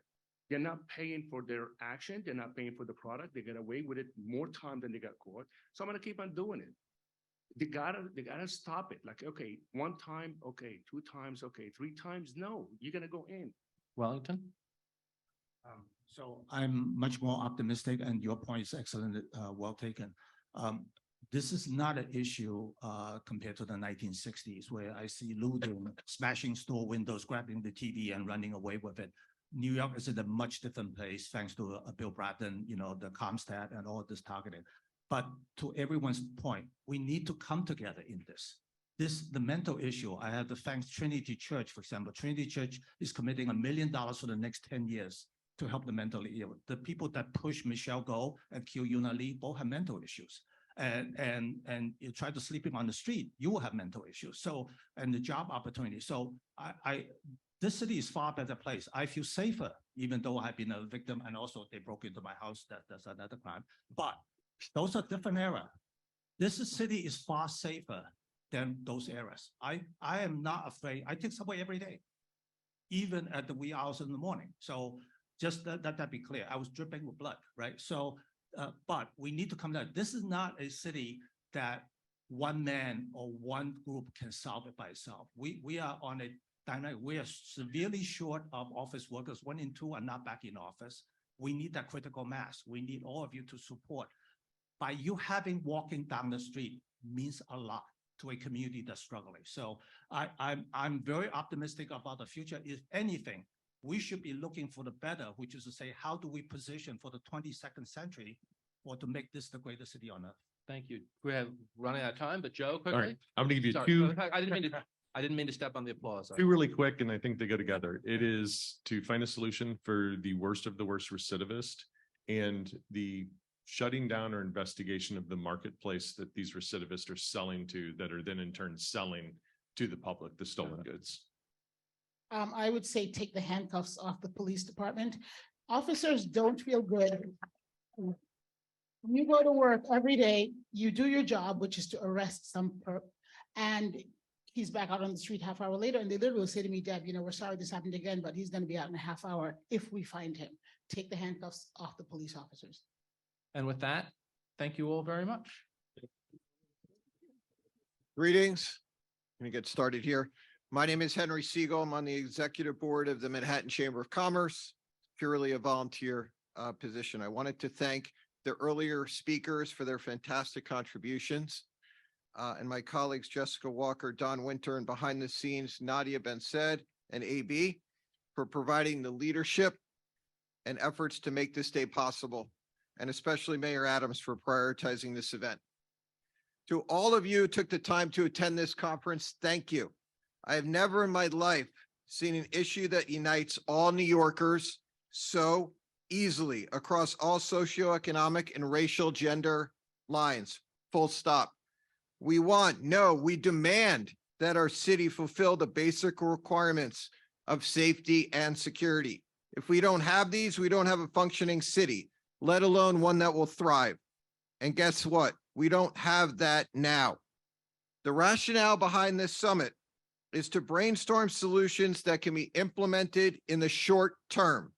We are not here to pontificate on the future, but to discuss immediate and near-term actionable steps that can improve our quality of life, our business, and our safety. I'm thinking of 3 stats that were mentioned before you all arrived. 1, there are 19 beds in a city of 8 million. Vastly underreported are the number of cases of shoplifting, vastly, and these are by business owners. And the stat of repeat offenders committing most of the crimes and being let off time and time again. Crime not only affects the victims, be it citizens or businesses, but also the community as a whole. Let us commit to taking action and let us not rest until New York City is a safe and secure community we all want it to be. I'm excited to turn the mic over to our moderator, Jonathan Dienst, the Emmy Award-winning chief investigative reporter from NBC News. I am sure he will seek to understand from our distinguished panel what they can do in the here and now to address these issues. Thank you.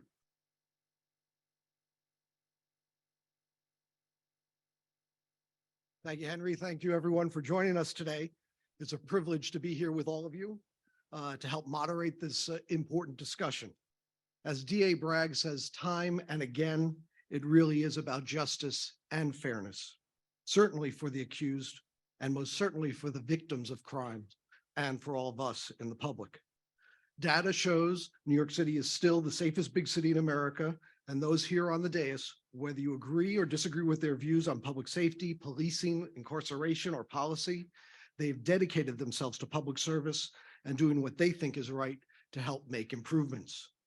On our panel today, Jamal Bailey, who's with the State Senate, Alvin Bragg, the Manhattan DA, Jeffrey Dinowitz with the State Assembly, Catherine Garcia with State Operations, and Jeffrey Madry, the NYPD's Chief of Department. These dedicated public servants have come here today to answer some questions, and they have some questions to answer and some solutions to offer, and perhaps find some common ground to help, quote, move the needle, as the chamber has called today's discussion. As we all know, Data shows this city is not as safe as it was a few years ago. 2017, 2018 was near our low.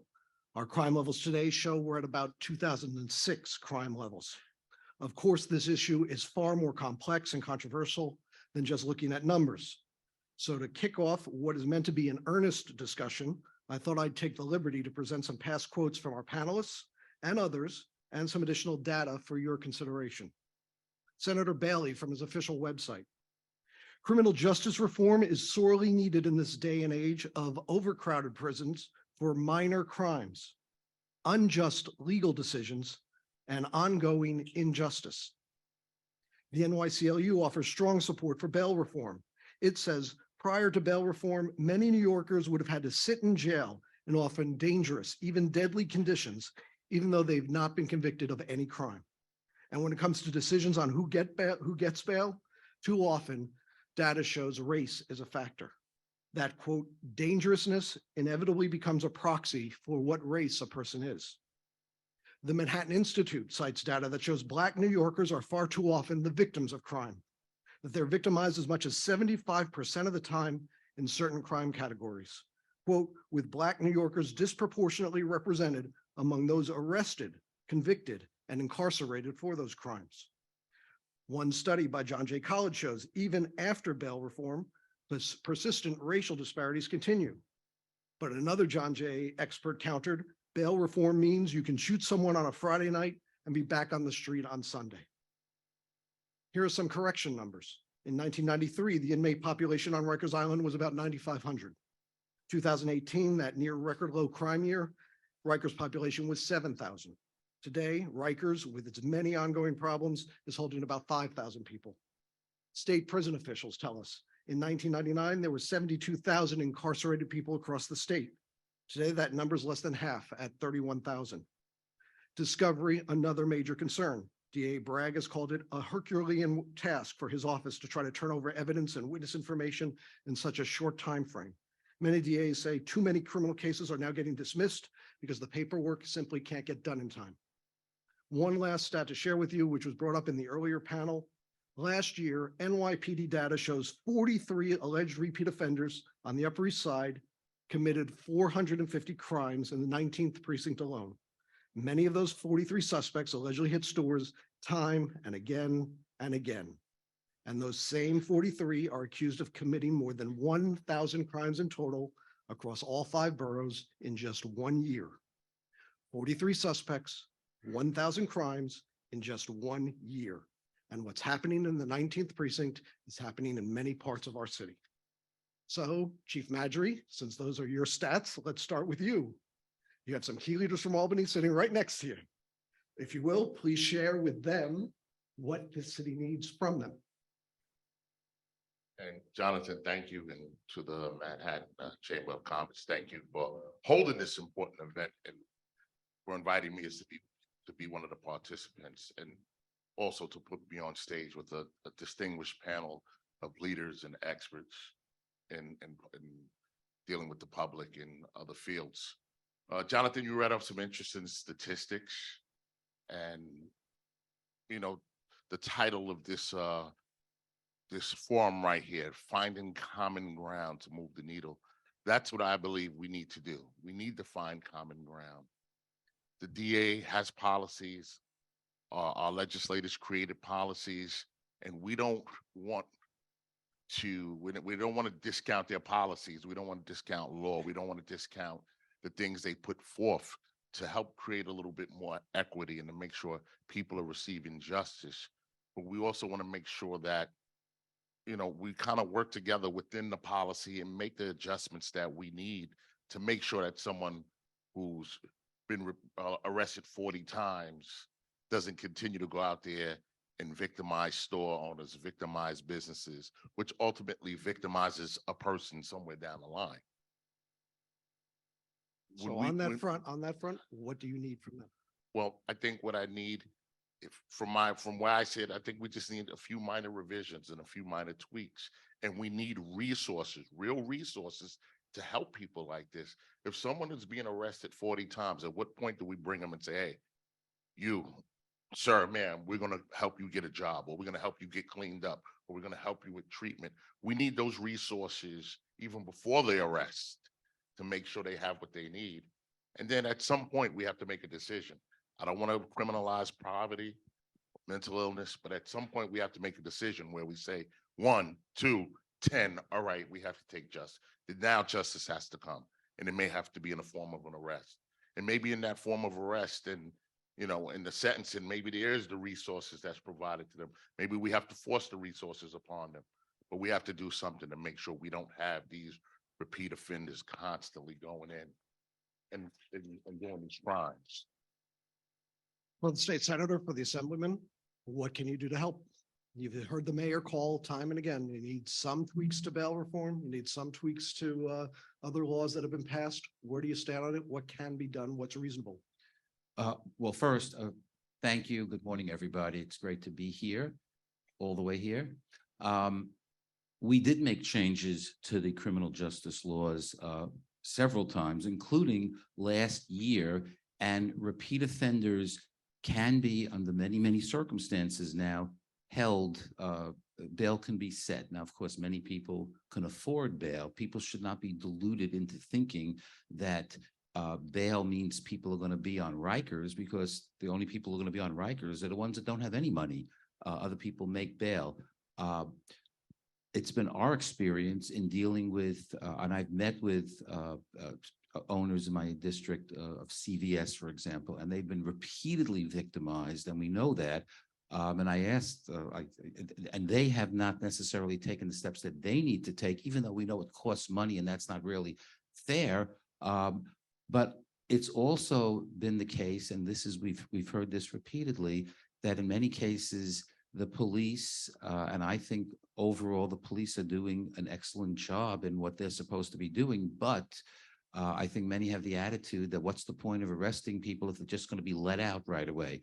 And I would respond to that by saying, well, it's really not their call to decide whether somebody should be arrested because they're going to be let out. That's up to others, to make those determinations. But ultimately, I think we do need more resources in our criminal justice system, whether it's with the police or with the DA's office, because they're also shorthanded in terms of complying with some of the statutes that we passed in Albany. But without resources, we can't get done what we need to get done.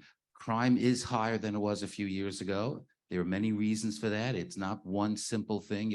I don't automatically believe what I read in any particular tabloid about why crime is up, but we know it went up at the same time that COVID came. So there are different reasons why this is happening. But even though we are the safest big city in the country, we can be safer, and we know we can be safer because we have that experience. But we can't do it. Has to be done without resources for the police, for the DAs, and to help people and keep them away from crime in the first place. And I think we've done some of that, but we need to do more. Senator, I'm sorry, go ahead, Chief. Respectfully, Mr. Dean's read off some statistics about repeat offenders. They would not be repeat offenders if the officers were not constantly arresting them.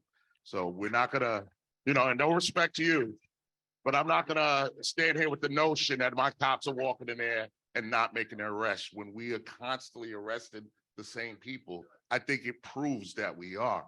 I had a young officer shot on Tuesday because he was right where we asked him to be, and he was out there doing his job, and he got hit by gunfire because he was there. Respectfully, Assemblyman, officers out here working, they're working hard. Well, respectfully, I don't disagree that the officers are working hard, but I know that there are arrests that are not being made. There are many arrests that are being made, but that doesn't mean we can't be doing more. We all have to do more. That includes the police. It includes us. If we don't do everything we need to do, then we're going to keep having this same problem. Fair enough. Senator, if we can get to you, what can be done out of Albany? We've heard Carl Hasty say he thinks everything is fine the way it is in terms of the law. He said that in December, there's no need for any additional changes to bail. Go ahead with your position. So Jonathan, let's all be intellectually honest right now. Let's go more than just the headline, right? Because right now we're headline reading. You're giving statistics, And what we're doing is what anybody wants to do to prove their point. This is cherry picking, right? If you actually look at statistics, if you actually look at the reason why we did the justice reforms, which I wholly stand by, we wanted to eliminate the notion of wealth-based detention. We wanted to make it a fairer justice system so that if you were accused of something, that you had the evidence before trial. I stand by that, and I will continue to stand by that. But what you should also know is that I've had a conversation about public safety with everybody on this stage prior to this. Not just because of this, but prior to this. Whether you like the results or not, you should be aware that there are conversations between the powers that be, so to speak. Now, with that being said, to address what you said about what the speaker said in relation to bail reform, as of right now, if you're looking at the statistics and if you're looking at the constitutional purpose of bail, which is to return someone to court, if there's data that says that more people are returning to court than were prior to the enaction of those reforms, that could be considered a success, Jonathan. But we don't rest on those laurels. As legislators, we are tasked with the function of always serving in the interest of our constituents, right? And so if you give me something concrete, if you're telling me something specific about what we should do, as opposed to the conjecture, the two words that have seemed to demonize what we've done, bail reform. Everything is because of bail reform. Again, let's be intellectually honest about what is happening. Everything isn't because of bail reform. You mentioned 19 beds, mental health crisis. You mentioned the reason why, and the chief said it himself. We can't, he paraphrased, I'm not going to exactly say, we're not going to incarcerate our way out of this crisis, right? We're just not going to do that, right? There's got to be a point where you're realizing, why are people committing these offenses? What is the rationale behind it? We're not going to incarcerate our way out of it. So if you're going to give me actual and realistic things that we can do in furtherance of public safety and not looking to unravel what we've done, then I'm all ears. But if you're looking to demonize the work that we've done to try to make New York fairer and more just, then we should be having a different conversation, John. Ms. Garcia. Yes, thank you so much. Thank you, the Manhattan Chamber. I'm actually going to try and bring this back to, I think, where we wanted to start on this panel, which is how are we finding common ground? And one of the things I will say is that the resources that got put in the budget last year, the $227 million for violence interrupters, the $90 million for prosecutorial support have made a difference. Our partnership between the state and NYPD is making a difference. If you look at the subway statistics since that October press conference, crime on the subway is down. We need to continue to do things where we are working together to make it so that we are finding ways to keep people safe. The Assemblyman is right. Crime, harm on harm is bail eligible now. It is challenging for prosecutors because of discovery, though I think we all want to make sure that everyone has their day in court and has justice. But we need to go even further, which is why the governor proposed in her state and the state to bring on the psychiatric inpatient beds that had been taken offline during COVID, to bring back 850 beds, but to do more than that, because one of the things I think the NYPD will tell you is we get them into inpatient psych and then they get discharged back to the subway, is to work with our legislative partners to support 3,500 transitional beds. So when you don't need inpatient, that you have an opportunity to be somewhere where you're still supported and to have that continue to transition in a way that is very compassionate and humane, but dealing with the crisis of mental illness, which I think we all are seeing across this city. Everyone deserves to be safe, but we have to make sure we're doing it in a just way and using the tools and policies that have started to work and doubling down on those. DA Bragg, if you can weigh in, please, on harm and harm and on this whole bail question, because judges we've spoken with tell us it still is the least restrictive alternative and conditions that will reasonably assure the principal's return to court, that is the main standard that they need to go by, that judges do not have discretion to weigh dangerousness, which is something some have been calling for. Can you explain to the public where things stand on that? And Early, Ken, I Okay. want to pick up where my colleague left off, then I'll get to that. And first, I want to thank everyone for the invitation. I see a lot of members of our Small Business Alliance who we've been working with throughout the year, a partnership between small businesses and the NYPD. And I wanted to start by talking about what is working. So we're talking about common ground and a parallel actually between what we're seeing on gun violence. So our gun prosecutions are up 20%. Shootings and homicides are down citywide, down even further in Manhattan. And in large part because of the collaboration between the NYPD and the DA's office, literally sitting around a table every single day, focusing on the small number of folks who drive a lot of harm. So we took that same thesis, like let's look at the people who were doing the harm to shoplifting, and the Small Business Alliance partnering with Deputy Commissioner Chauncey Parker and pairing our data. And we looked at the data, similar to the data you said, but we looked at the Manhattan data and showed that I think the specific number is 18% of those arrested accounted for more than 40% of the arrests for shoplifting. So we went by command, precinct by precinct, pulled out the people who had more than 3 arrests in Manhattan for shoplifting, and then went to the commanding officer and said, if someone hasn't been arrested, but you know they're an issue for whatever reason, let us know. And we've been tracking that population, and really we'll come to discovery, because that's the real issue for us, with those folks pulling their files so we can be ready when those cases come in and have the materials prepared. And we're making headway. I'm not suggesting it's a panacea, it's a cure-all, but as of the end of last year, of sort of that priority list of folks, 30% were in custody. And to the point of then what happens then, we are the entity charged within making decisions. Some of those 30% are core folks who are doing this kind of opportunistically and for greed. We're using traditional means on that.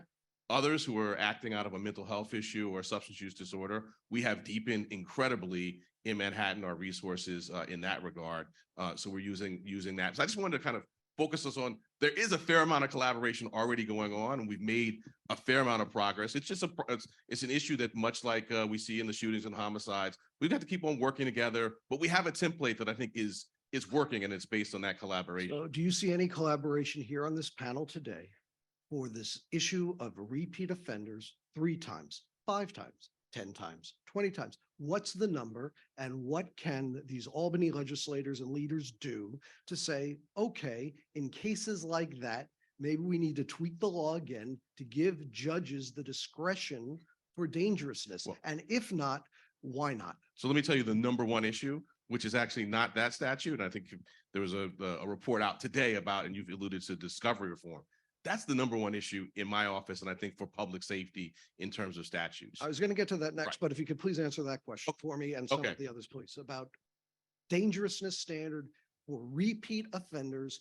Is there a need for a change in the law, a tweak there, so that we do not have these guys going into the gap 10, 15, 20 times on 3rd Avenue, time and again, in that opportunistic crime that you're talking about? So I can tell you, in Manhattan, on our violent crime, when we make a bail request, which we do quite frequently, we get bail posted. For the types of crimes we're talking about, sort of the shoplifting ones, which typically would not fit under a dangerousness standard. So it's a little bit of apples and oranges. I mean, I was a federal prosecutor for years. So I operated, unlike a lot of folks who are kind of talking about this regime, I operated under a dangerousness standard. I've made bail applications for dangerousness in the federal statute. And I can tell you some good things about it, sometimes when it applied. And I can also tell you sometimes when it didn't really fit. The docket there is a little bit different than our state docket. So when we're talking about this cadre, this kind of type of crime, the shoplifting, it's apples to oranges. When we talk about, and I see Chief Madry nodding his head, and we talk about gun violence, then yes. But on those cases, we're already getting bail posted. So I think I think it's a bit of a red herring in that. Okay, what about car theft then? Auto theft is through the roof in this town. Yeah, so on cases where we're getting that are bail eligible, cases where someone is using violence, we're making, and if you look at the data, only if violence. So if somebody has stolen a car today and then does it again tomorrow and then again tomorrow, is there any point in time where that becomes a bail eligible offense if there's no violence used? The legislators are nodding. I'll let them respond. I mean, we're getting bail on those cases, so I can tell you practically, and they can tell you the law. For repeat offenders, even if the crime doesn't seem violent to you, a car theft, person's arrested, does it again, that's considered bail eligible. Now, judges, I know a lot of judges, a lot of great judges, love my judges, but they're not always using the authority that they already have, particularly based upon the changes we made in the bail laws at the beginning of last April. They can set bail for those offenses, for repeat offenders, including shoplifting, with the exception of people who might be shoplifting like diapers, something which would be considered a crime of poverty. So I believe the judges do have the authority right now to do exactly that, to impose bail under those conditions. I think it's unquestionable. So I can just say, as a matter of practice, the hypo you just gave of a serial, a car theft, we're making an application on that. And you're right, it varies from judge to judge and fact to fact in a person's criminal history. But as a general matter in broad strokes, that type of offense, which is not the type of one that's come up when I've talked to the folks who are part of our Small Business Alliance, but that type of offense is one that generally you're getting bail imposed. Chief? And I do want to, just speak in support of DA Bragg, what he said about the conversations that he had with the precinct commanders. I met with the DA in his office even before I became the chief of department, and we talked about different crimes, smaller crimes, and the DA has made the adjustment. And this is what it really comes down. This is what I think it really comes down to. We put policies in place, we put laws in place, and if we see something that's not working or if it needs an adjustment, we get back to the table. We talk as leaders, we listen to our communities, and we figure out how we can make these adjustments. And I know the DA personally went and spoke to different commanders throughout Manhattan, and they've spoke about people who are repeat offenders or people who are causing problems, and the DA has taken that into consideration and is moving on the people who are continuously victimizing our community. So I thank you for that. I appreciate that. If we can move on to this issue of discovery rules, and DA Bragg, let's start with you because it is a major concern you are seeing in your office, and you have some of the leaders here. And I understand you guys talk all the time, but the folks here don't get to hear what these conversations are like. Well, I'm taking advantage of that opportunity. So please go ahead. Sure. And I think this is a conversation that's been kind of subordinated to other conversations. And so just maybe to take a step back, so the discovery statute is basically it's evidence. It's the prosecutor's obligation, which is a solemn obligation. As I said, I practice at the federal level, the state level. My practice has always been turn over what you have robustly and early. It moves cases along. It's fair. Fully support what the legislature did in terms of centering that premise. But we are underfunded. And when I say we, I will say the entire system. So my office, all the prosecutors, all the defenders, the mayor had us at Gracie Mansion for a convening, and probably not a lot of issues that everyone agrees on. We all agree. We said we've got to turn this evidence over within 15 days.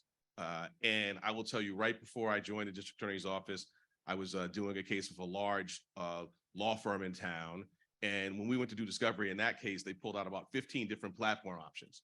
When I went to the DA's office, I went about 15 years back in terms of IT. So we have been having a conversation with the city district attorney's offices of getting on the same platform, hopefully getting on something that is fully compatible with the NYPD. This sounds very wonky, but it's a public safety issue, and it goes to the core of the recidivism you're talking about. In the year before I took office, the year 2021, the Manhattan DA's office had 1,800 cases, misdemeanor cases, dismissed because we didn't get the evidence turned over in time, so it timed out under the speedy trial. 1,800, and some of those are in the categories that we've been talking about of shoplifting.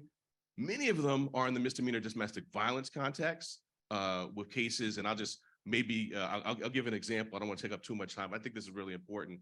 So the first issue is resources, and I think there's full agreement on that.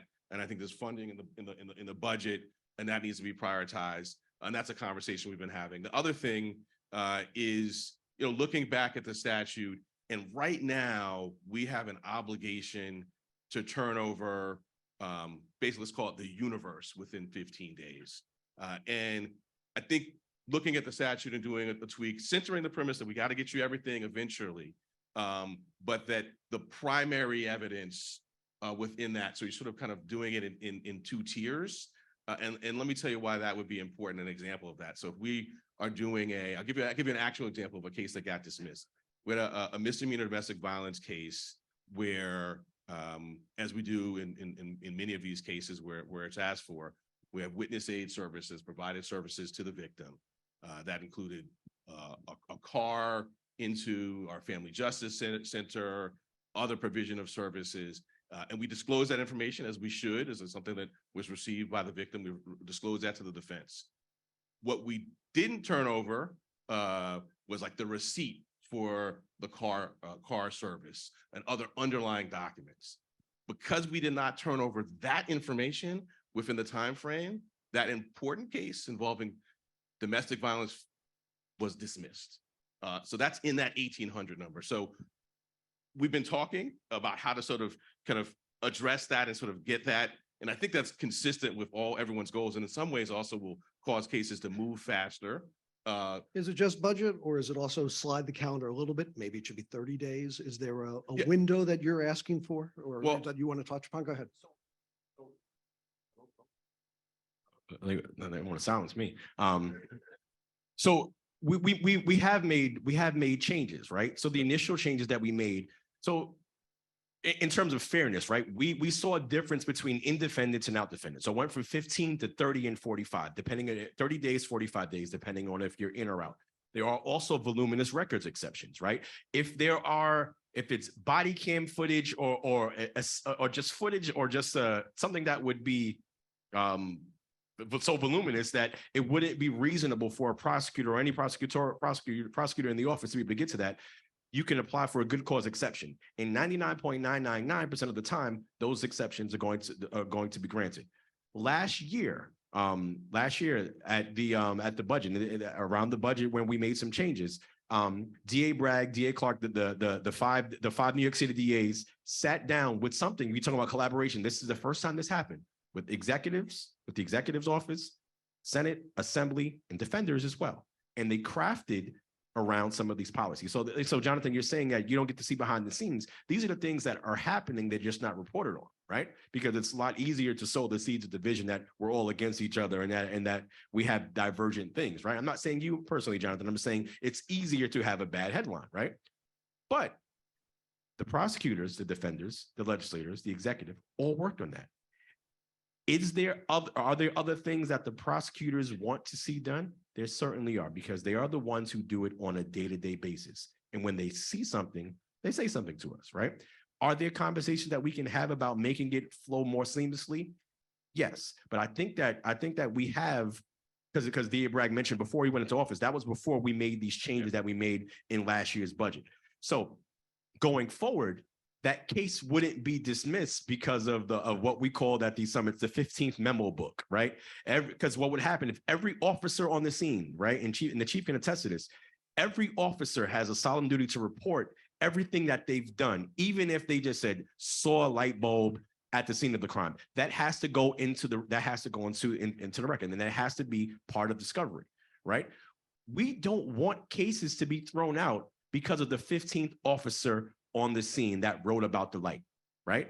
But we have to be able to see if that 15th officer at the scene saw something about the light or if they saw something else, right? So everything is predicated upon context. So I just want us to make sure that we understand the context and that we have made steps to remedy some of the situations that have been spoken about. Yeah. Ms. Garcia, I just wanted to move out, but if there's something important, go ahead. Just a quick footnote, because it was remarkable access in that conversation.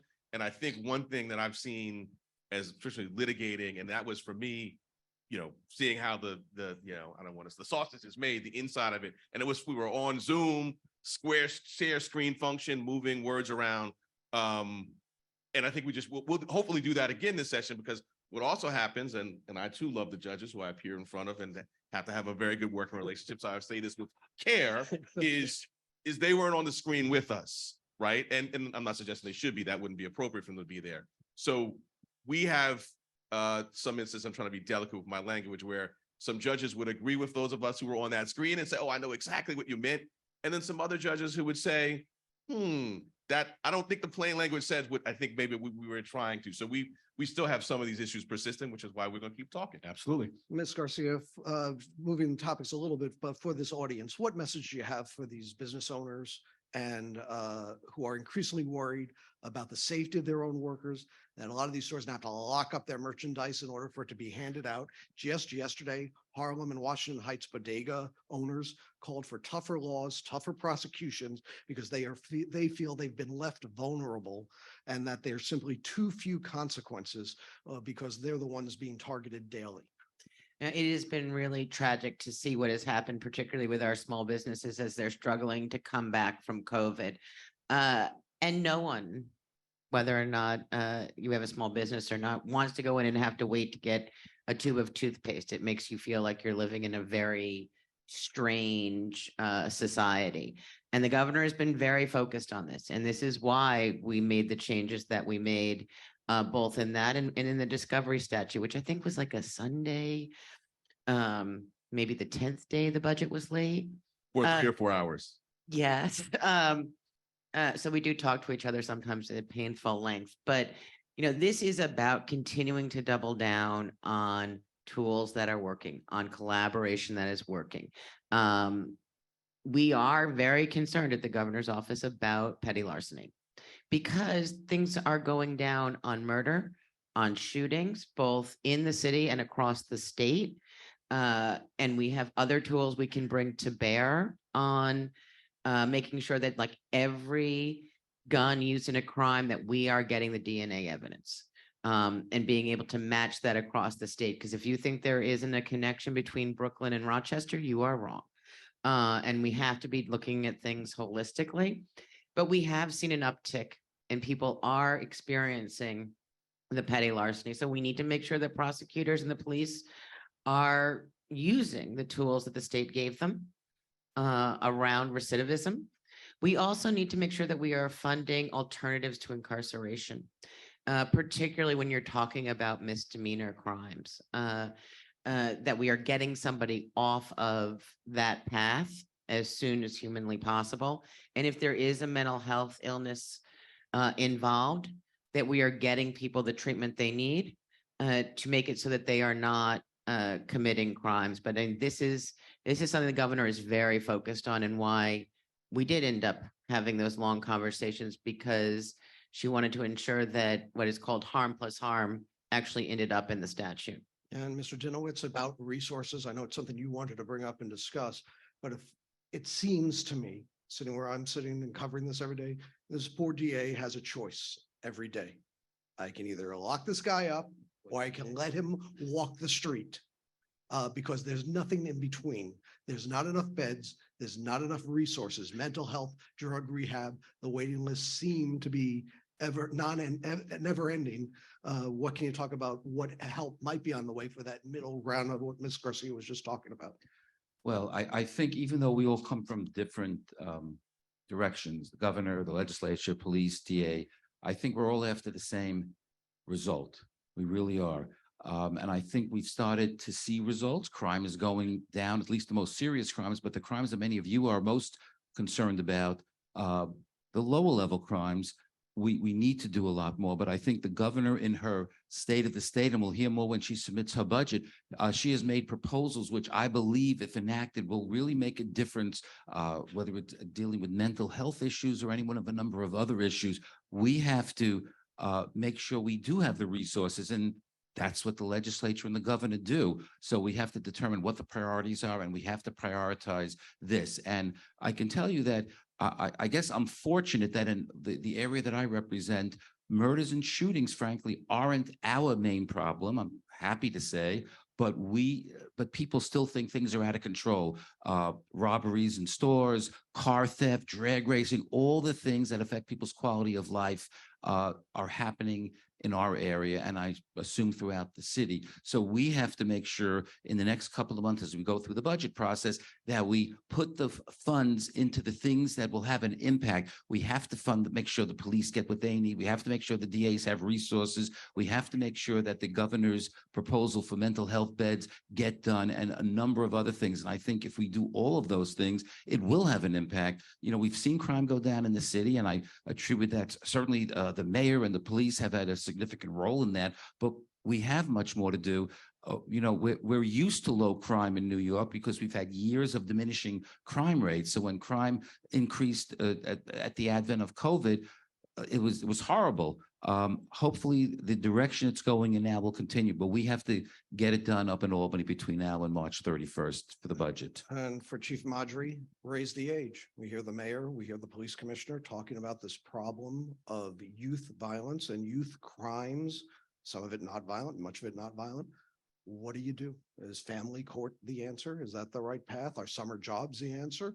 Or do there need to be some consequences? You know, what is the solution and what do you need out of those sitting here next to you?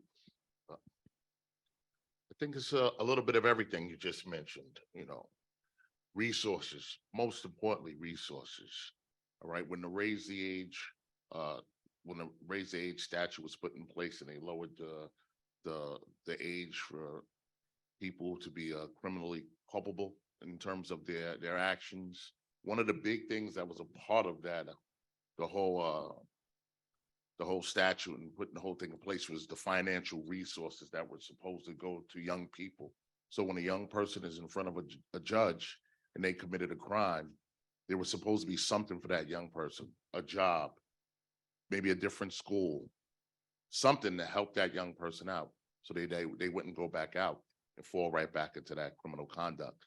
And from my perspective, that's what I see missing, that the resources aren't there for the young people when they come out, when they get in trouble, face a judge, when they leave, what's there for them?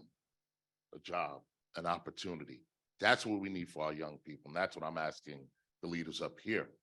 We put more money into the budget and ensure when a young person gets in trouble and they stand in front of a judge, they land with one of our CMS groups, our violence interrupters. Hey, you have to work with them.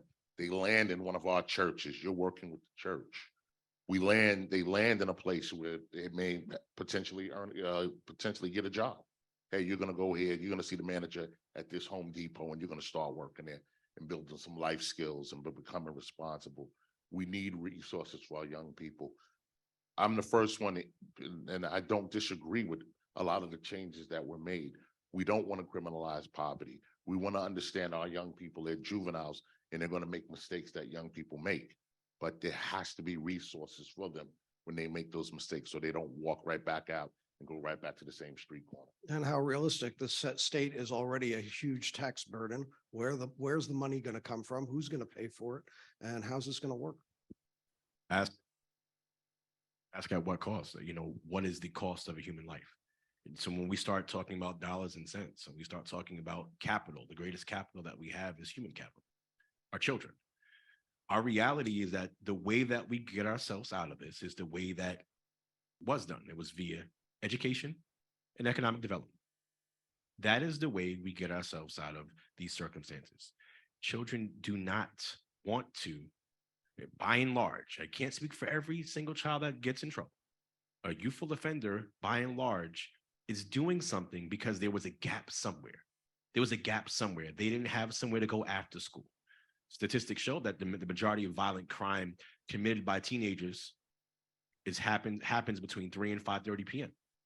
That's why we need after school centers. We need more resources to double down on what the chief was saying. Absolutely, 100%. Not just summer jobs, but continuing internships.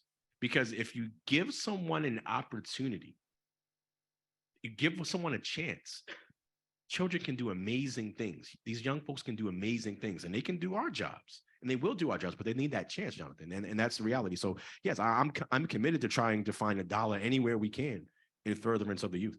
And part of this whole conversation, as the DA says time and again, justice and fairness.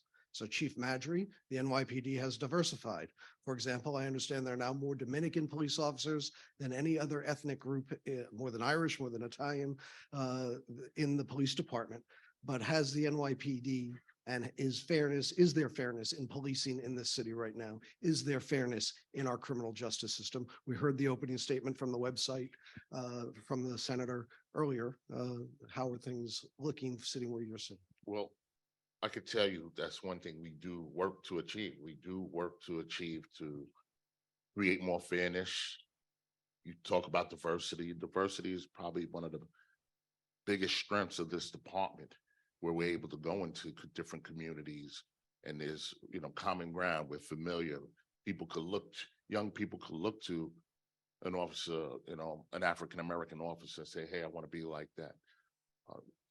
Unfortunately, yesterday I went to a job where 2 young people were shot down the block from a high school. It was the high school that I went to. And I was able to talk to some of the young men and young women out there and saying, hey, I went to this school here too, and we got to do better here. So diversity is key. Being fair is key. That's what neighborhood policing is all about. Going out there, learning the community, learning when a young person, when they get in trouble, we understand who they are, what may have caused them to get in that trouble, and help them find a different opportunity. Anyone else want to weigh in on that? Or if not, I can, because I think we're running out of time. For the last point, go ahead. Well, I would just say what Chief Madry said in terms of all the above, I can put some sort of meat on the bones for Manhattan, right? So earlier this year, we, prosecuted, actually stood next to the commissioner, and we worked with the feds on it, so the U.S. attorney, on a group that was, very young, some over 18, some below, but doing a string of robberies, an attempted murder and a murder. Horrific, very sad, but accountability was needed in the traditional form. So we're doing that in Manhattan, but then we're also, we did our own summer grants to 10 community-based organizations that are working with youth directly affected with gun violence. And then the chief mentioned our crisis management, something that we did this year, which I think is going to really have consequential impacts when we bring it to scale, is we concluded an investigation that involved a fair amount of violence, and there were a number of people's youth who were close to the fire. There wasn't enough evidence to charge them, but it was clear. We said, look, if we don't do anything, don't tell someone, they're going to be in the indictment 2 years from now. So in years past, I would have just been, no, that's not our role, and move on. We provided to our crisis management partners those names. It's not our role, it's more a community-based role. And then we've heard back, because it's not something we're tracking, but we heard back, that look, that's being impactful. It's something we're looking to bring to scale on the prevention end, so that we're, as I said, our gun prosecutors are up, but that's a sad, tragic fact. The more we can do in this space, the better. Okay. And just, and our district attorneys, most of our district, I believe all 5 of our district attorneys have diversion programs for people when they're arrested the first time. And it's something that I totally support. Sometimes people make mistakes. Sometimes people go down the wrong road. And that is about fairness. We want to make sure when someone gets in trouble for the first time, absent harming someone, that, hey, there's an opportunity for them to, own up to their mistake and go a different route and get different help. So they have a diversion program in place. We have to make sure we support that as much as we can. The last question for all of you, real briefly, just to summarize and bring this full circle to this repeat offender, to our audience here, which are many business owners. Moving forward, what is going to be done to curtail, to change, to reduce the problem we're seeing of these repeat offenders, of these perhaps low, mid-level crimes that are ruining the businesses, the quality of life for many New Yorkers? Ms. Garcia, if we can start with you, please. Certainly. And I really, as I said before, you have to make sure that the continuum of the criminal justice system is actually working and being effective. So that starts with the changes that got made in the law last year by the legislature, with the executive, and then making sure that we are providing resources for prosecutors to be able to look at the data and make sure that they are holding accountable people who are continuously committing these crimes. And I know that the NYPD is extraordinarily proud of how they use data, and we support that ability as well, because we know that there are a small number of people who are really participating in this and making it incredibly challenging for everyone across the city. But so it is about the changes that got made in the legislation, but it is also about making sure that we have resources, both for the prosecutors, but also to be able to divert people out of the criminal justice system so that we are not making poverty a crime. Mr. Bailey. So I would echo the sentiments of Ms. Garcia by and large, but we also have to look at context. life is predicated upon the totality of circumstances. No two crimes are created equal. So we have to look at why are people committing these offenses, right? Illness, poverty, or in that much smaller gray area of people committing bad acts for the sake of committing bad acts, right? Look at these individual crimes as to why they're happening. This is not to diminish the effect that it's having on our small businesses, the lifeblood of our community. We need you to stay open. You kept us alive during COVID. We need you to stay open. And we need to have conversations about what's happening, how it's happening. And we need to have more conversations on a more rapid basis that aren't just based on a stage, right? We should have more ongoing conversations. And the last thing I'll say is this. I stand by the reforms that we made, but I also, as a legislator, I'm always willing to listen to seeing what's available and if things can be made better. If it's actually making it better, I'm all ears. And I look forward to having more conversations with any and everybody on the stage and beyond. Mr. Bragg, and if you would touch upon again this question, because there's no one from the courts here, whether we should be trusting our judges to be the 50th state to allow dangerousness as a standard for these repeat offenders or violent offenders. I see you're shaking your head no, but Mr. Bragg. Yeah, I'll start on that and then I'll give you my three things that I think we should do. I talked about that earlier. It's conflating issues. On our gun violence, on our true violence, we are getting what we need. If you look at the data, that's true. And I can tell you, and I think it's borne out by the fact that shootings and homicides are down. We're doing that through some more prosecutions. Our gun prosecutions are up 20%. So, we're using that traditional tool, but in terms of what you're talking about, it's a mismatch between the violent crimes and then what we've been talking about, sort of the more shoplifting. What we need to do for the things we've been talking here, three things. The first is continue what Chief Manager and I were talking about. I talked about that 18% that's accountable for more than 40% of the arrests in Manhattan, to continue to drill down on that number. You gave some data about the Upper East Side. Those are overlapping populations. To continue to do that within that, that's all of our tools. Some of that will be traditional incarceration. If there are opportunities, we've got some large scale kind of fencing, folks who are working clearly for greed. And some of those will be mental health. As Chief Manager said, we've invested in that, and I'm committed to that and investing more in that. The second thing, and I can't believe I got through a whole hour without talking about our Harlem hub, Ms. Askins, is something that we did in the 125th Street corridor, led by the BID leader, Barbara Askins, was an interdisciplinary approach. Took over a storefront, the NYPD, the DA's offices, homeless services, Department of Buildings, because sometimes the conduct was happening under scaffolding. Our hospitals went out and fanned out over a 5-block radius and figured out which tool to take out of the toolkit. Sometimes it was the two of us, and other times it was homeless services. Other times it was a clinician. And if I'm not saying we solved it, this is my neighborhood, so I know we haven't solved it, but we moved the needle a whole lot. So we're looking to take that great idea, and I credit Ms. Askins for that, to other neighborhoods. We've been talking to community boards. We've been talking to mayoral agencies about that. That's the second thing.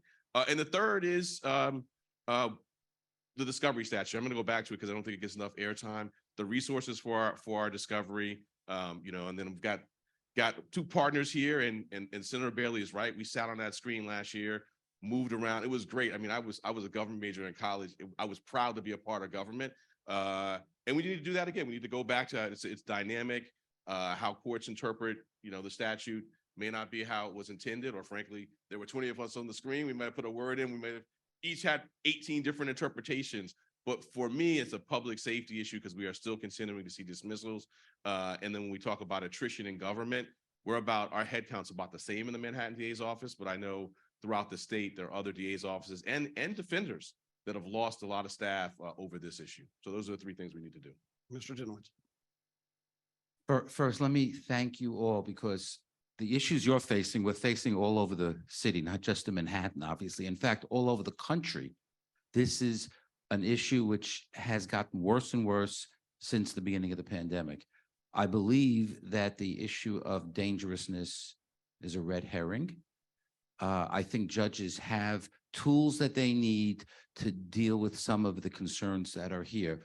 One thing I've tried to do is, I believe one of our responsibilities is to, nip the problem in the bud. In the last budget, for example, I was able to allocate $250,000 each to groups in my district, the Marshall Lamont Fair Community Center and the Kingsbridge Heights Community Center, to work with kids, teenagers, to prevent violence, to prevent gang activity, to prevent them from doing bad things. And that's something we should be doing over and over again, whether it's preventing crime or just giving them something good to do. I believe that although we very often focus, and rightly so, on programs for young women, like getting them involved in the STEM area, one thing which I don't think we do enough of is the fact that most of the crimes are committed by young men and boys, and we have to intervene with them at a very early stage. I'm sure you know that those are the people who, by and large, not exclusively, are committing the crime. So we have a lot more work to do. And fortunately, you've brought us all together. This is what we're going to be focusing on in the upcoming budget, because it all comes down to money, and we got to put our money where our mouths are. So I hope we'll be making progress. And again, I thank you all for inviting us. And Chief Madry, the last word. In Eastern New York, Brooklyn, I have a youth center. In that youth center, I have a full-fledged music studio for young people, all kinds of sports, academic programs. I even have a wig making program, teach people how to make wigs. Young people are making wigs and selling wigs and making money, learning how to be better, learning how to be business people, entrepreneurs. I need about 9 more of those centers. I need 2 in every borough. 2 in every borough.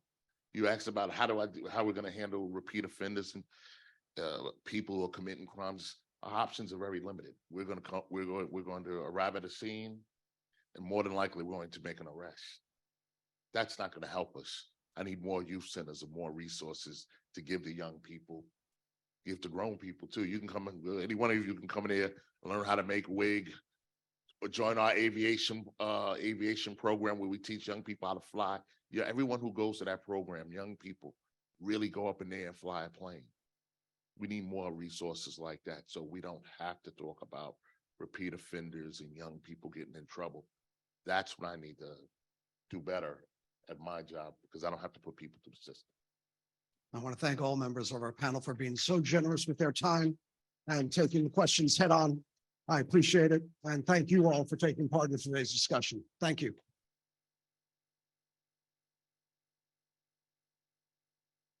Thanks, everybody. I just wanted to thank you so much. Once again, fantastic discussion. Thank you so much, Jonathan. So the conversation continues. We're going to be regrouping with the 20 organizations who supported today's event, and we are going to come out with our 5 10-point plan and really try to push something collectively as a business community. Thank you so much for coming out. I encourage you to have lunch in the neighborhood, and we'll see you soon. Thank you.